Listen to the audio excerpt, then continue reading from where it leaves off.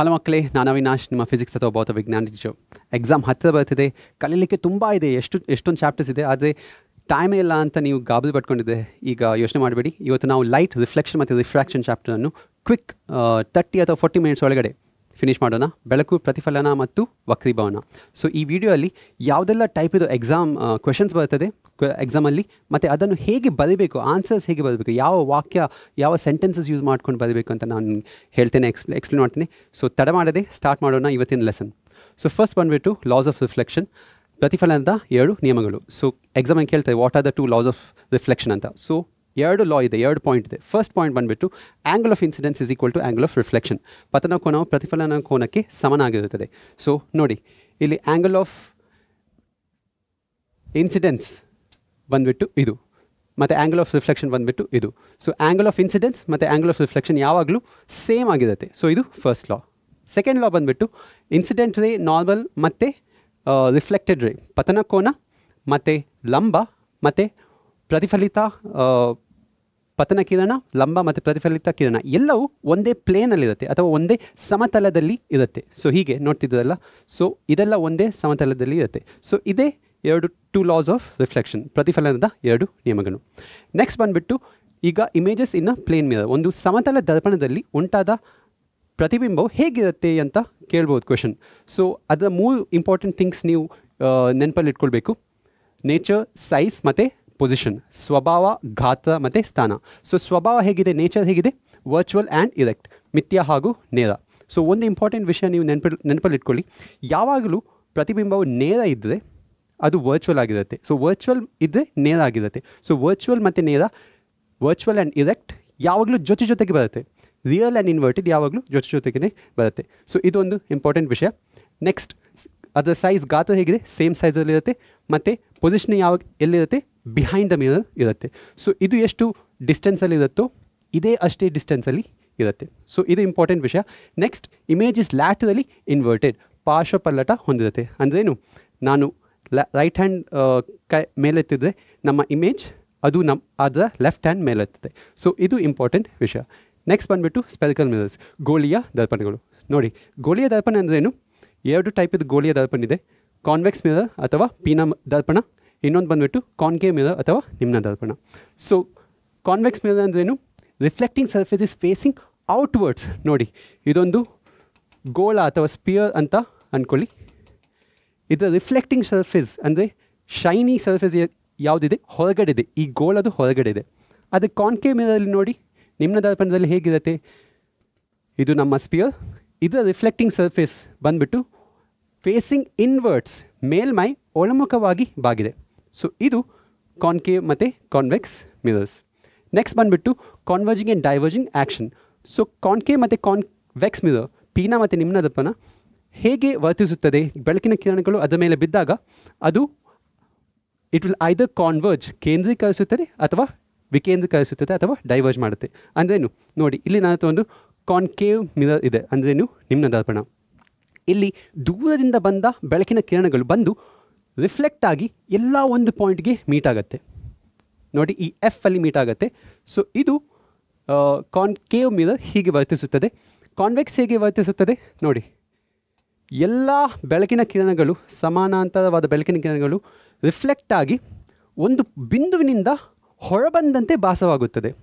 It will appear to come outside from a point. So ಇದೇ ಈ 2 ಮಿರರ್ಗಳ difference ಅಥವಾ ವ್ಯತ್ಯಾಸ. ಸರಿ, ನೆಕ್ಸ್ಟ್ ಬಂದುಬಿಟ್ಟು ಇಲ್ಲಿ ಕೆಲವು ಇಂಪಾರ್ಟೆಂಟ್ ಟರ್ಮ್ಸ್ ಅಥವಾ ಪದಗಳು ಇದೆ. ಆ ಎಲ್ಲ ಪದಗಳನ್ನು ನಾನು ಇಲ್ಲಿ ಲಿಸ್ಟ್ ಮಾಡಿದ್ದೇನೆ. ಸೊ ಇಂಗ್ಲೀಷ್ ಮೀಡಿಯಮ್ ಅವರು ಇದನ್ನು ನೋಡಿ, ಕನ್ನಡ ಮೀಡಿಯಮ್ ಅವರು ಇದನ್ನು ನೋಡ್ಬೋದು. ಸೊ ಬೇಕಿದ್ದರೆ ಸ್ಕ್ರೀನ್ಶಾಟ್ ಕೂಡ ನೀವು ಪಾಸ್ ಮಾಡಿ ತಗೊಳ್ಳಿ. ಸರಿ, ಒಂದೊಂದಾಗಿ ನಾನು ಕ್ವಿಕ್ಲಿ ಹೇಳ್ತೇನೆ. ಎಕ್ಸಾಮಲ್ಲಿ ಹೇಗೆ ಕ್ವೆಶನ್ ಕೇಳ್ಬೋದು, ವಾಟ್ ಈಸ್ ಪೋಲ್, ದರ್ಪಣದ ಧ್ರುವ ಅಂದ್ರೇನು ಅಂತ ಕೇಳ್ಬೋದು, 1 ಅಥವಾ 2 ಮಾರ್ಕಿಗೆ. ಸೊ ಅದನ್ನು ನೀವು ಹೀಗೆ ಈ ಸೆಂಟೆನ್ಸಸ್, ಈ ವಾಕ್ಯ ರೂಪದಲ್ಲಿ ಬರಬೇಕು. ಫಸ್ಟ್ ಒಂದೊಂದಾಗಿ ನೋಡುವ. ಫಸ್ಟ್ ಬಂದುಬಿಟ್ಟು ಪೋಲ್. What is pole? ನೋಡಿ, ಈ ಮಿರರ್ ಇದೆ. ಮಿರರ್ ಇದು centre of the reflecting surface, ಗೋಳಾಕಾರದ ಪ್ರತಿಫಲಿಸುವ ಮೇಲ್ಮೈಯ ಕೇಂದ್ರ. ಸೊ ಎಲ್ಲಿರುತ್ತೆ ಅದು, ಈ ಭಾಗದಲ್ಲಿರುತ್ತೆ. ನೋಡಿ, ಪಿ ಅಂತ ಕಾಣ್ತಿದಲ್ಲ, ಸೊ ಇಲ್ಲಿ ಮತ್ತು ಇಲ್ಲಿ. ಸೊ ಇದು ಮೇಲ್ಮೈಯಲ್ಲೇ ಇರುತ್ತೆ ಪೋಲ್. ನೆಕ್ಸ್ಟ್ ಬಂದುಬಿಟ್ಟು ವಕ್ರತಾ ಕೇಂದ್ರ. ವಕ್ರತಾ ಕೇಂದ್ರ ಅಂದ್ರೇನು? Centre of curvature. Centre of curvature ಏನು? ಈ ದರ್ಪಣ ಒಂದು ಗೋಳದು ಭಾಗ ಆಗಿದೆ. It is part of a sphere. ಆ ಸ್ಪಿಯರ್ ಇದು ಸೆಂಟರ್ ಆಫ್ ಕರ್ವೇಚರ್ ಅಂತ ಹೇಳ್ತಾರೆ. ಸೊ ಕನ್ನಡ ಮೀಡಿಯಂ ಅವರು ಹೀಗೆ ಬರಬೇಕು, ಗೋಳದ ದರ್ಪಣ ಪ್ರತಿಫಲಿಸುವ ಭಾಗವನ್ನು ಹೊಂದಿರುವ ಗೋಳದ ಕೇಂದ್ರ ಅಂತ. ನೆಕ್ಸ್ಟ್ ಬಂದುಬಿಟ್ಟು ಪ್ರಧಾನಾಕ್ಷ. ಪ್ರಧಾನಾಕ್ಷ ಅಂದ್ರೇನು? ಸಿ ಮತ್ತು ಪಿ, ಅದನ್ನು ಸೆಂಟರ್ ಆಫ್ ಕರ್ವೇಚರನ್ನು ಸಿ ಆಗಿ ರೆಪ್ರೆಸೆಂಟ್ ಮಾಡ್ತೇವೆ. ಸಿ ಮತ್ತು ಪಿ ಅನ್ನು ಜಾಯಿನ್ ಮಾಡುವ ಒಂದು ಇಮ್ಯಾಜಿನರಿ ಲೈನ್. ಸೊ ಅದಕ್ಕೆ ನಾವು ಪ್ರಧಾನಾಕ್ಷ ಅಥವಾ ಪ್ರಿನ್ಸಿಪಲ್ ಆಕ್ಸಿಸ್ ಅಂತ ಹೇಳ್ತೇವೆ. ನೆಕ್ಸ್ಟ್ ಬಂದುಬಿಟ್ಟು radius of curvature. Radius of curvature ಅಂದರೆ ಏನು? ನಾ ಹೇಳಿದೆ, ಈ ಮಿರರ್ ಒಂದು ಸ್ಪಿಯರ್ದು ಪಾರ್ಟ್ ಆಗಿದೆ, ಒಂದು ಗೋಳದು ಭಾಗವಾಗಿದೆ. ಆ ಗೋಳದು ತ್ರಿಜ್ಯ ರೇಡಿಯಸ್ಸಿಗೆ ರೇಡಿಯಸ್ ಆಫ್ ಕರ್ವೇಚರ್ ಅಂತ ಹೇಳ್ತಾರೆ. ಸೊ ಈ ಡಯಾಗ್ರಾಮಲ್ಲಿ ರೇಡಿಯಸ್ ಯಾವುದು? ಇಲ್ಲಿರುವ ಸಿ ಮತ್ತು ಇಲ್ಲಿರುವ ಪಿ ಇದರ ನಡುವಿನ ಅಂತರಕ್ಕೆ ರೇಡಿಯಸ್ ಆಫ್ ಕರ್ವೇಚರ್. ಸೊ ಕಾನ್ವೆಕ್ಸಲ್ಲಿ ಹೇಗೆ ಬರುತ್ತೆ? ಹೀಗೆ ಬರುತ್ತೆ. ಸೊ ಈ ದೂರಕ್ಕೆ ರೇಡಿಯಸ್ ಆಫ್ ಕರ್ವೇಚರ್ ಅಂತ ಹೇಳ್ತೇವೆ, ವಕ್ರತಾ ತ್ರಿಜ್ಯ. ನೆಕ್ಸ್ಟ್ ಬಂದುಬಿಟ್ಟು ಪ್ರಿನ್ಸಿಪಲ್ ಫೋಕಸ್. ಪ್ರಿನ್ಸಿಪಲ್ ಫೋಕಸ್ ಅಂದರೆ ಸಂಗಮ ಬಿಂದು ಅಥವಾ ಪ್ರಧಾನ ಸಂಗಮ ಅಂತ ಹೇಳ್ತಾರೆ. ಸೊ ಏನು ಪ್ರಿನ್ಸಿಪಲ್ ಫೋಕಸ್? ನೋಡಿ ಇಲ್ಲಿ ಕಾಣ್ತಿದೆಯಲ್ಲ ಎಫ್, ಇಲ್ಲಿ ನಾನು ನೋಡ್ತೇನೆ. ಸೊ ಇಲ್ಲಿ ಎಫ್ ಅಂತ ಇದೆಲ್ಲ. ಸೊ ಕಾನ್ಕೇವ್ ಮಿರರ್, ನಿಮ್ನ ದರ್ಪಣಕ್ಕೆ ಎಫ್ ಯಾವುದು?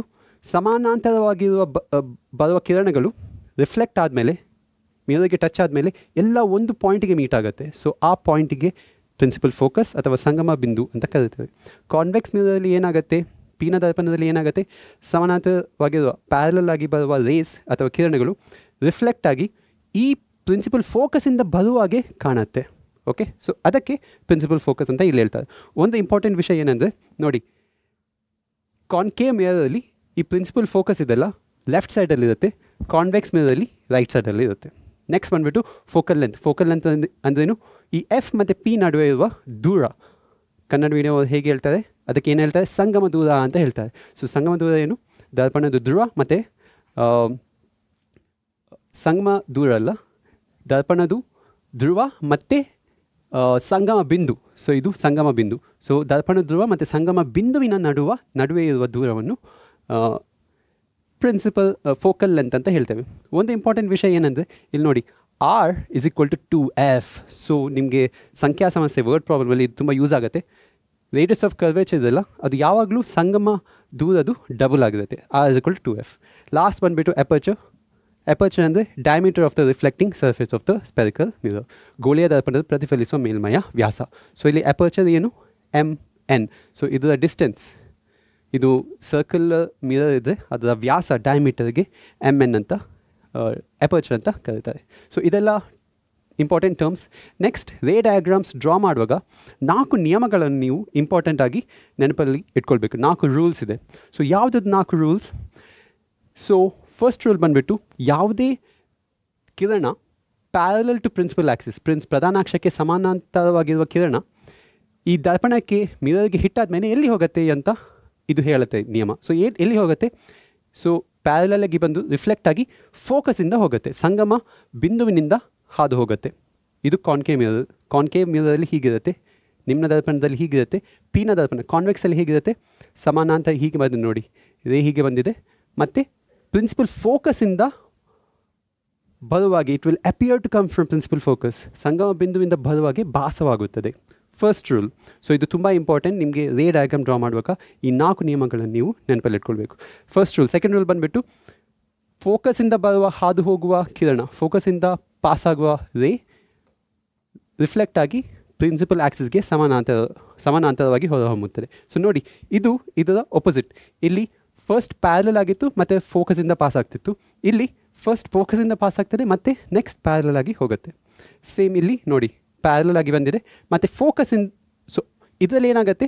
ಇಲ್ಲ, ಇದರಲ್ಲಿ ಫೋಕಸ್ಗೆ ನಿರ್ದೇಶಿಸಿದರೆ directed towards the focus. So ಒಂದು ಕಿರಣ ಫೋಕಸ್ ಮೇಲೆ ಡೈರೆಕ್ಟ್ ಮಾಡಿದರೆ ಆ ಡೈರೆಕ್ಷನಲ್ಲಿ ನಾನು ಬಿಟ್ಟರೆ ಆ ರೇಯನ್ನು ರಿಫ್ಲೆಕ್ಟ್ ಆಗಿ ನೋಡಿ ಹೀಗೆ ಬರುತ್ತೆ, parallel to principal axis. So ಇದು ಸೆಕೆಂಡ್ ರೂಲ್. ಥರ್ಡ್ ರೂಲ್ ಬಂದುಬಿಟ್ಟು, ಯಾವುದು ಸೆಂಟರ್ ಆಫ್ ಕರ್ವೇಚರಿಂದ ಪಾಸ್ ಆಗುತ್ತಲ್ಲ ಅದು ರಿಫ್ಲೆಕ್ಟ್ ಆಗಿ ಪುನಃ ಅದೇ ಸೇಮ್ ಪಾತಲ್ಲಿ ಹೋಗುತ್ತೆ. ನೋಡಿ ಇಲ್ಲಿ ಕೂಡ ಯಾವುದು ಸೆಂಟರ್ ಆಫ್ ಕರ್ವೇಚರ್, ವಕ್ರತಾ ಕೇಂದ್ರಕ್ಕೆ ನಿರ್ದೇಶಿಸುವ ಕಿರಣ ಯಾವುದು ಸೆಂಟರ್ ಆಫ್ ಕರ್ವೇಚರ್ಗೆ ಡೈರೆಕ್ಟ್ ಆಗುತ್ತೆ, ಅದು ಪುನಃ ಅದೇ ಹಾದಿಯಲ್ಲಿ ಹಿಂದೆ ಹೋಗುತ್ತೆ. It will go back in the same path. Last rule ಬಂದುಬಿಟ್ಟು ನೋಡಿ, ಈಗ ಯಾವುದೇ ಒಂದು ಕಿರಣ, ಯಾವುದೇ ಒಂದು ರೇ ಡೈರೆಕ್ಟ್ ಪೋಲ್ ಅಥವಾ ದರ್ಪಣದ ಧ್ರುವ ಮೇಲೆ ಬಿದ್ದರೆ ನೋಡಿ ಈ ಆ್ಯಂಗಲ್ ಮತ್ತು ಈ ಆ್ಯಂಗಲ್ ಸೇಮ್ ಇರುತ್ತೆ. ಅದು ರಿಫ್ಲೆಕ್ಟ್ ಆಗಿ ಈ ಡೈರೆಕ್ಷನಲ್ಲಿ ಹೋಗುತ್ತೆ. ಹೇಗೆ ಹೋಗುತ್ತೆ? ಐ ಮತ್ತು ಆರ್ ಇದೆಲ್ಲ ಅದು ಯಾವಾಗಲೂ ಸೇಮ್ ಆಗಿರುತ್ತೆ. ಇಲ್ಲಿ ಕೂಡ ಐ ಮತ್ತು ಆರ್ ಸೇಮ್ ಆಗಿರುತ್ತೆ. ಸರಿ, ನೆಕ್ಸ್ಟ್ ನೋಡಿ, ಇದನ್ನು ಯೂಸ್ ಮಾಡಿಕೊಂಡು ನಾವು ಈ ಎಲ್ಲ ಇಮೇಜ್ ಫಾರ್ಮೇಷನ್ದು ಡಯಾಗ್ರಾಮ್ಸನ್ನು ನೀವು ನೆನ್ಪಿಟ್ಕೊಳ್ಬೇಕು. ಎಕ್ಸಾಮಲ್ಲಿ ತುಂಬ ಬಾರಿ ಕೇಳೋದು, ತುಂಬ ಕಾಮನ್ ಕ್ವೆಶನ್. ಕಾನ್ಕೇವ್ ಮಿರರ್ಸ್ ಇದರದು ನೀವು ಡಯಾಗ್ರಾಮ್ಸನ್ನು ಡ್ರಾ ಮಾಡಲಿಕ್ಕೆ ಕೇಳ್ತಾರೆ ಕೆಲವು ಸತಿ ಎಕ್ಸಾಮಲ್ಲಿ. ಸೊ ಆಬ್ಜೆಕ್ಟ್ ಇಲ್ಲಿದೆ, ಸಿದು ದೂರ ಇದೆ, ಬಿಯಾಂಡ್ ಸಿ ಇದೆ, ಇಮೇಜ್ ಫಾರ್ಮೇಷನ್ ಹೇಗಾಗುತ್ತೆ ಡ್ರಾ ಮಾಡಿ. ಅಥವಾ ಯಾವುದೇ ಒಂದು ಕೇಸ್ ಇಟ್ಕೊಂಡು ಇಮೇಜ್ ಫಾರ್ಮೇಷನ್ ಹೇಗಿದೆ ಅಂತ ಡ್ರಾ ಮಾಡಿ, ಪ್ರತಿಬಿಂಬ ಹೇಗೆ ಉಂಟಾಗುತ್ತೆ ಅಂತ ಡ್ರಾ ಮಾಡಲಿಕ್ಕೆ ಹೇಳ್ತಾರೆ. ಹೇಗೆ ಡ್ರಾ ಮಾಡಬೇಕು ಇದನ್ನು, ಸೊ ಇದನ್ನು ನಾನು ಕರೆಕ್ಟಾಗಿ ಎಕ್ಸ್ಪ್ಲೇನ್ ಮಾಡಿದ್ದೀನಿ ನನ್ನ ಒನ್ ಶಾರ್ಟ್ ವೀಡಿಯೋದಲ್ಲಿ. ಎಲ್ಲ ಪೆನ್ ಪೆನ್ಸಿಲ್ ಪೇಪರ್ ಇಟ್ಕೊಂಡು ನಾನು ಡ್ರಾ ಮಾಡಿ ಎಲ್ಲ ಕೇಸಸ್, ಎಲ್ಲ ಸಿಚುವೇಶನ್ಸ್ ಇದೆಲ್ಲ ಅದನ್ನು ಡ್ರಾ ಮಾಡಿದ್ದೇನೆ. ಸೊ ಪ್ಲೀಸ್ ಹೋಗಿ ಅದನ್ನು ನೋಡಿ, ನಾನು ಇಲ್ಲಿ ಲಿಂಕ್ ಹಾಕ್ತೇನೆ. ಸರಿ, ಕಾನ್ಕೇವ್ ಮಿರರ್ಸ್ ನಿಮ್ನ ದರ್ಪಣದಲ್ಲಿ ಎಷ್ಟು ಡಯಾಗ್ರಾಮ್ಸ್ ಇದೆ? 6 ಡಯಾಗ್ರಾಮ್ಸ್ ಇದೆ. ಸೊ ಫಸ್ಟ್ ಇಂದ ಸ್ಟಾರ್ಟ್ ಮಾಡೋಣ. ಫಸ್ಟ್ ವಸ್ತುವನ್ನು ಆಬ್ಜೆಕ್ಟನ್ನು ನೀವು ದೂರದಲ್ಲಿ ಇಡಬೇಕು, ಅಂದರೆ ಎಷ್ಟು ಇನ್ಫಿನಿಟಿಯಲ್ಲಿ ಇಡಬೇಕು. ಸೊ ಅದು ಫಸ್ಟ್ ಕೇಸ್ ಎಲ್ಲ ಡಯಾಗ್ರಾಮ್ಸಲ್ಲಿ. ಸೊ ಫಸ್ಟ್ ಇನ್ಫಿನಿಟಿಯಲ್ಲಿ ಇಡುವಾಗ ನಮ್ಮ ಪ್ರತಿಬಿಂಬ ಇಮೇಜಲ್ಲಿ ಫಾರ್ಮ್ ಆಗುತ್ತೆ, ಎಫಲ್ಲಿ ಫಾರ್ಮ್ ಆಗುತ್ತೆ, ಅಂದರೆ ಪ್ರಿನ್ಸಿಪಲ್ ಫೋಕಸ್ ಅಥವಾ ಸಂಗಮ ಬಿಂದುವಲ್ಲಿ ಫಾರ್ಮ್ ಆಗುತ್ತೆ. ಸೊ ಅದು ನಮ್ಮದು ಫಸ್ಟ್ ಕೇಸ್. ಮತ್ತು ನಮ್ಮದು ಇಮೇಜ್ ಪ್ರತಿಬಿಂಬ ಹೇಗಿರುತ್ತೆ? ತುಂಬ ಚಿಕ್ಕದಾಗಿರುತ್ತೆ. ಓಕೆ, ಸೊ ಹೈಲಿ ಡಿಮ್ನಿಷ್ಡ್, ಅತ್ಯಂತ ತುಂಬ ಚಿಕ್ಕದಾಗಿರುತ್ತೆ. ಅದು ನಮ್ಮದು ಫಸ್ಟ್ ಕೇಸ್. ಸೆಕೆಂಡ್ ಕೇಸ್ ಬಂದುಬಿಟ್ಟು, ಸೆಕೆಂಡ್ ಕೇಸಲ್ಲಿ ಏನು ಮಾಡ್ತೇವೆ ನಾವು? ನಮ್ಮ ಆಬ್ಜೆಕ್ಟನ್ನಿಂದ ವಸ್ತುವನ್ನು ಸ್ವಲ್ಪ ಹತ್ತಿರ ತರ್ತೇವೆ ಮಿರರ್ದು. ಸೊ ಎಷ್ಟು ಹತ್ತಿರ ತರ್ತೇವೆ? ಸಿಯಿಂದ ಸ್ವಲ್ಪ ದೂರದಲ್ಲಿ. ಸೊ ಸಿಯಲ್ಲಿ ಇಡೋದಿಲ್ಲ, ಸೊ ಸಿಯಿಂದ ಸ್ವಲ್ಪ ದೂರದಲ್ಲಿ, ಬಿಯಾಂಡ್ ಸಿಯಲ್ಲಿ ಇಡ್ತೇವೆ. ಸೊ ಆಬ್ಜೆಕ್ಟನ್ನು ಹತ್ತಿರ ತರುವಾಗ ನಮ್ಮ ಪ್ರತಿಬಿಂಬ ಇಮೇಜ್ಗೆ ಏನಾಗುತ್ತೆ? ಫಸ್ಟ್ ಎಫಲ್ಲಿತ್ತು, ಸೊ ಎಫ್ಫಿಂದ ಸ್ವಲ್ಪ ಅದು ಮಿರರಿಂದ ದೂರ ಸರಿಯುತ್ತೆ, ಸ್ವಲ್ಪ ದೂರ ಹೋಗುತ್ತೆ. ಸೊ ಎಫ್ಫಿಂದ ದೂರ ಬಂದು ಸಿ ಮತ್ತು ಎಫ್ ನಡುವೆ ಈಗ ಇದೆ ಇಮೇಜ್ ತುಂಬ ಚಿಕ್ಕದಿತ್ತು, ಆದರೆ ಈಗ ಸ್ವಲ್ಪ ದೊಡ್ಡದಾಕೊಂಡು ಹೋಗುತ್ತೆ. ಸೊ ಇಮೇಜ್ ಸ್ವಲ್ಪ ದೊಡ್ಡದಾಯಿತು, ಮತ್ತು ಸಿ ಮತ್ತು ಎಫ್ ನಡು ಇರುತ್ತೆ. ಇದು ಸೆಕೆಂಡ್ ಕೇಸ್. ಥರ್ಡ್ ಬಂದುಬಿಟ್ಟು, ಈಗ ನಾವು ನನ್ನ ವಸ್ತುವನ್ನು ಇನ್ನೂ ಹತ್ತಿರ ತರ್ತೇವೆ, ಸಿಯಲ್ಲಿ ಡೈರೆಕ್ಟ್ ಸಿ ಮೇಲೆ ಇಡ್ತೇವೆ. ಸೊ ಇದು ತುಂಬ ಇಂಟ್ರೆಸ್ಟಿಂಗ್ ಕೇಸ್. ಈಗ ನೋಡಿ, ಫಸ್ಟ್ ನಮ್ಮ ಪ್ರತಿಬಿಂಬ ಇಮೇಜ್ ಎಲ್ಲಿತ್ತು? ಫಸ್ಟ್ ಕೇಸಲ್ಲಿ ಎಫಲ್ಲಿತ್ತು, ತುಂಬ ಚಿಕ್ಕದಾಗಿತ್ತು. ಸೆಕೆಂಡ್ ಕೇಸಲ್ಲಿ ಸ್ವಲ್ಪ ದೂರ ಹೋಯಿತು, ಸಿ ಮತ್ತು ಎಫ್ ನಡು ಬಂತು, ಮತ್ತು ಸ್ವಲ್ಪ ದೊಡ್ಡದಾಯಿತು.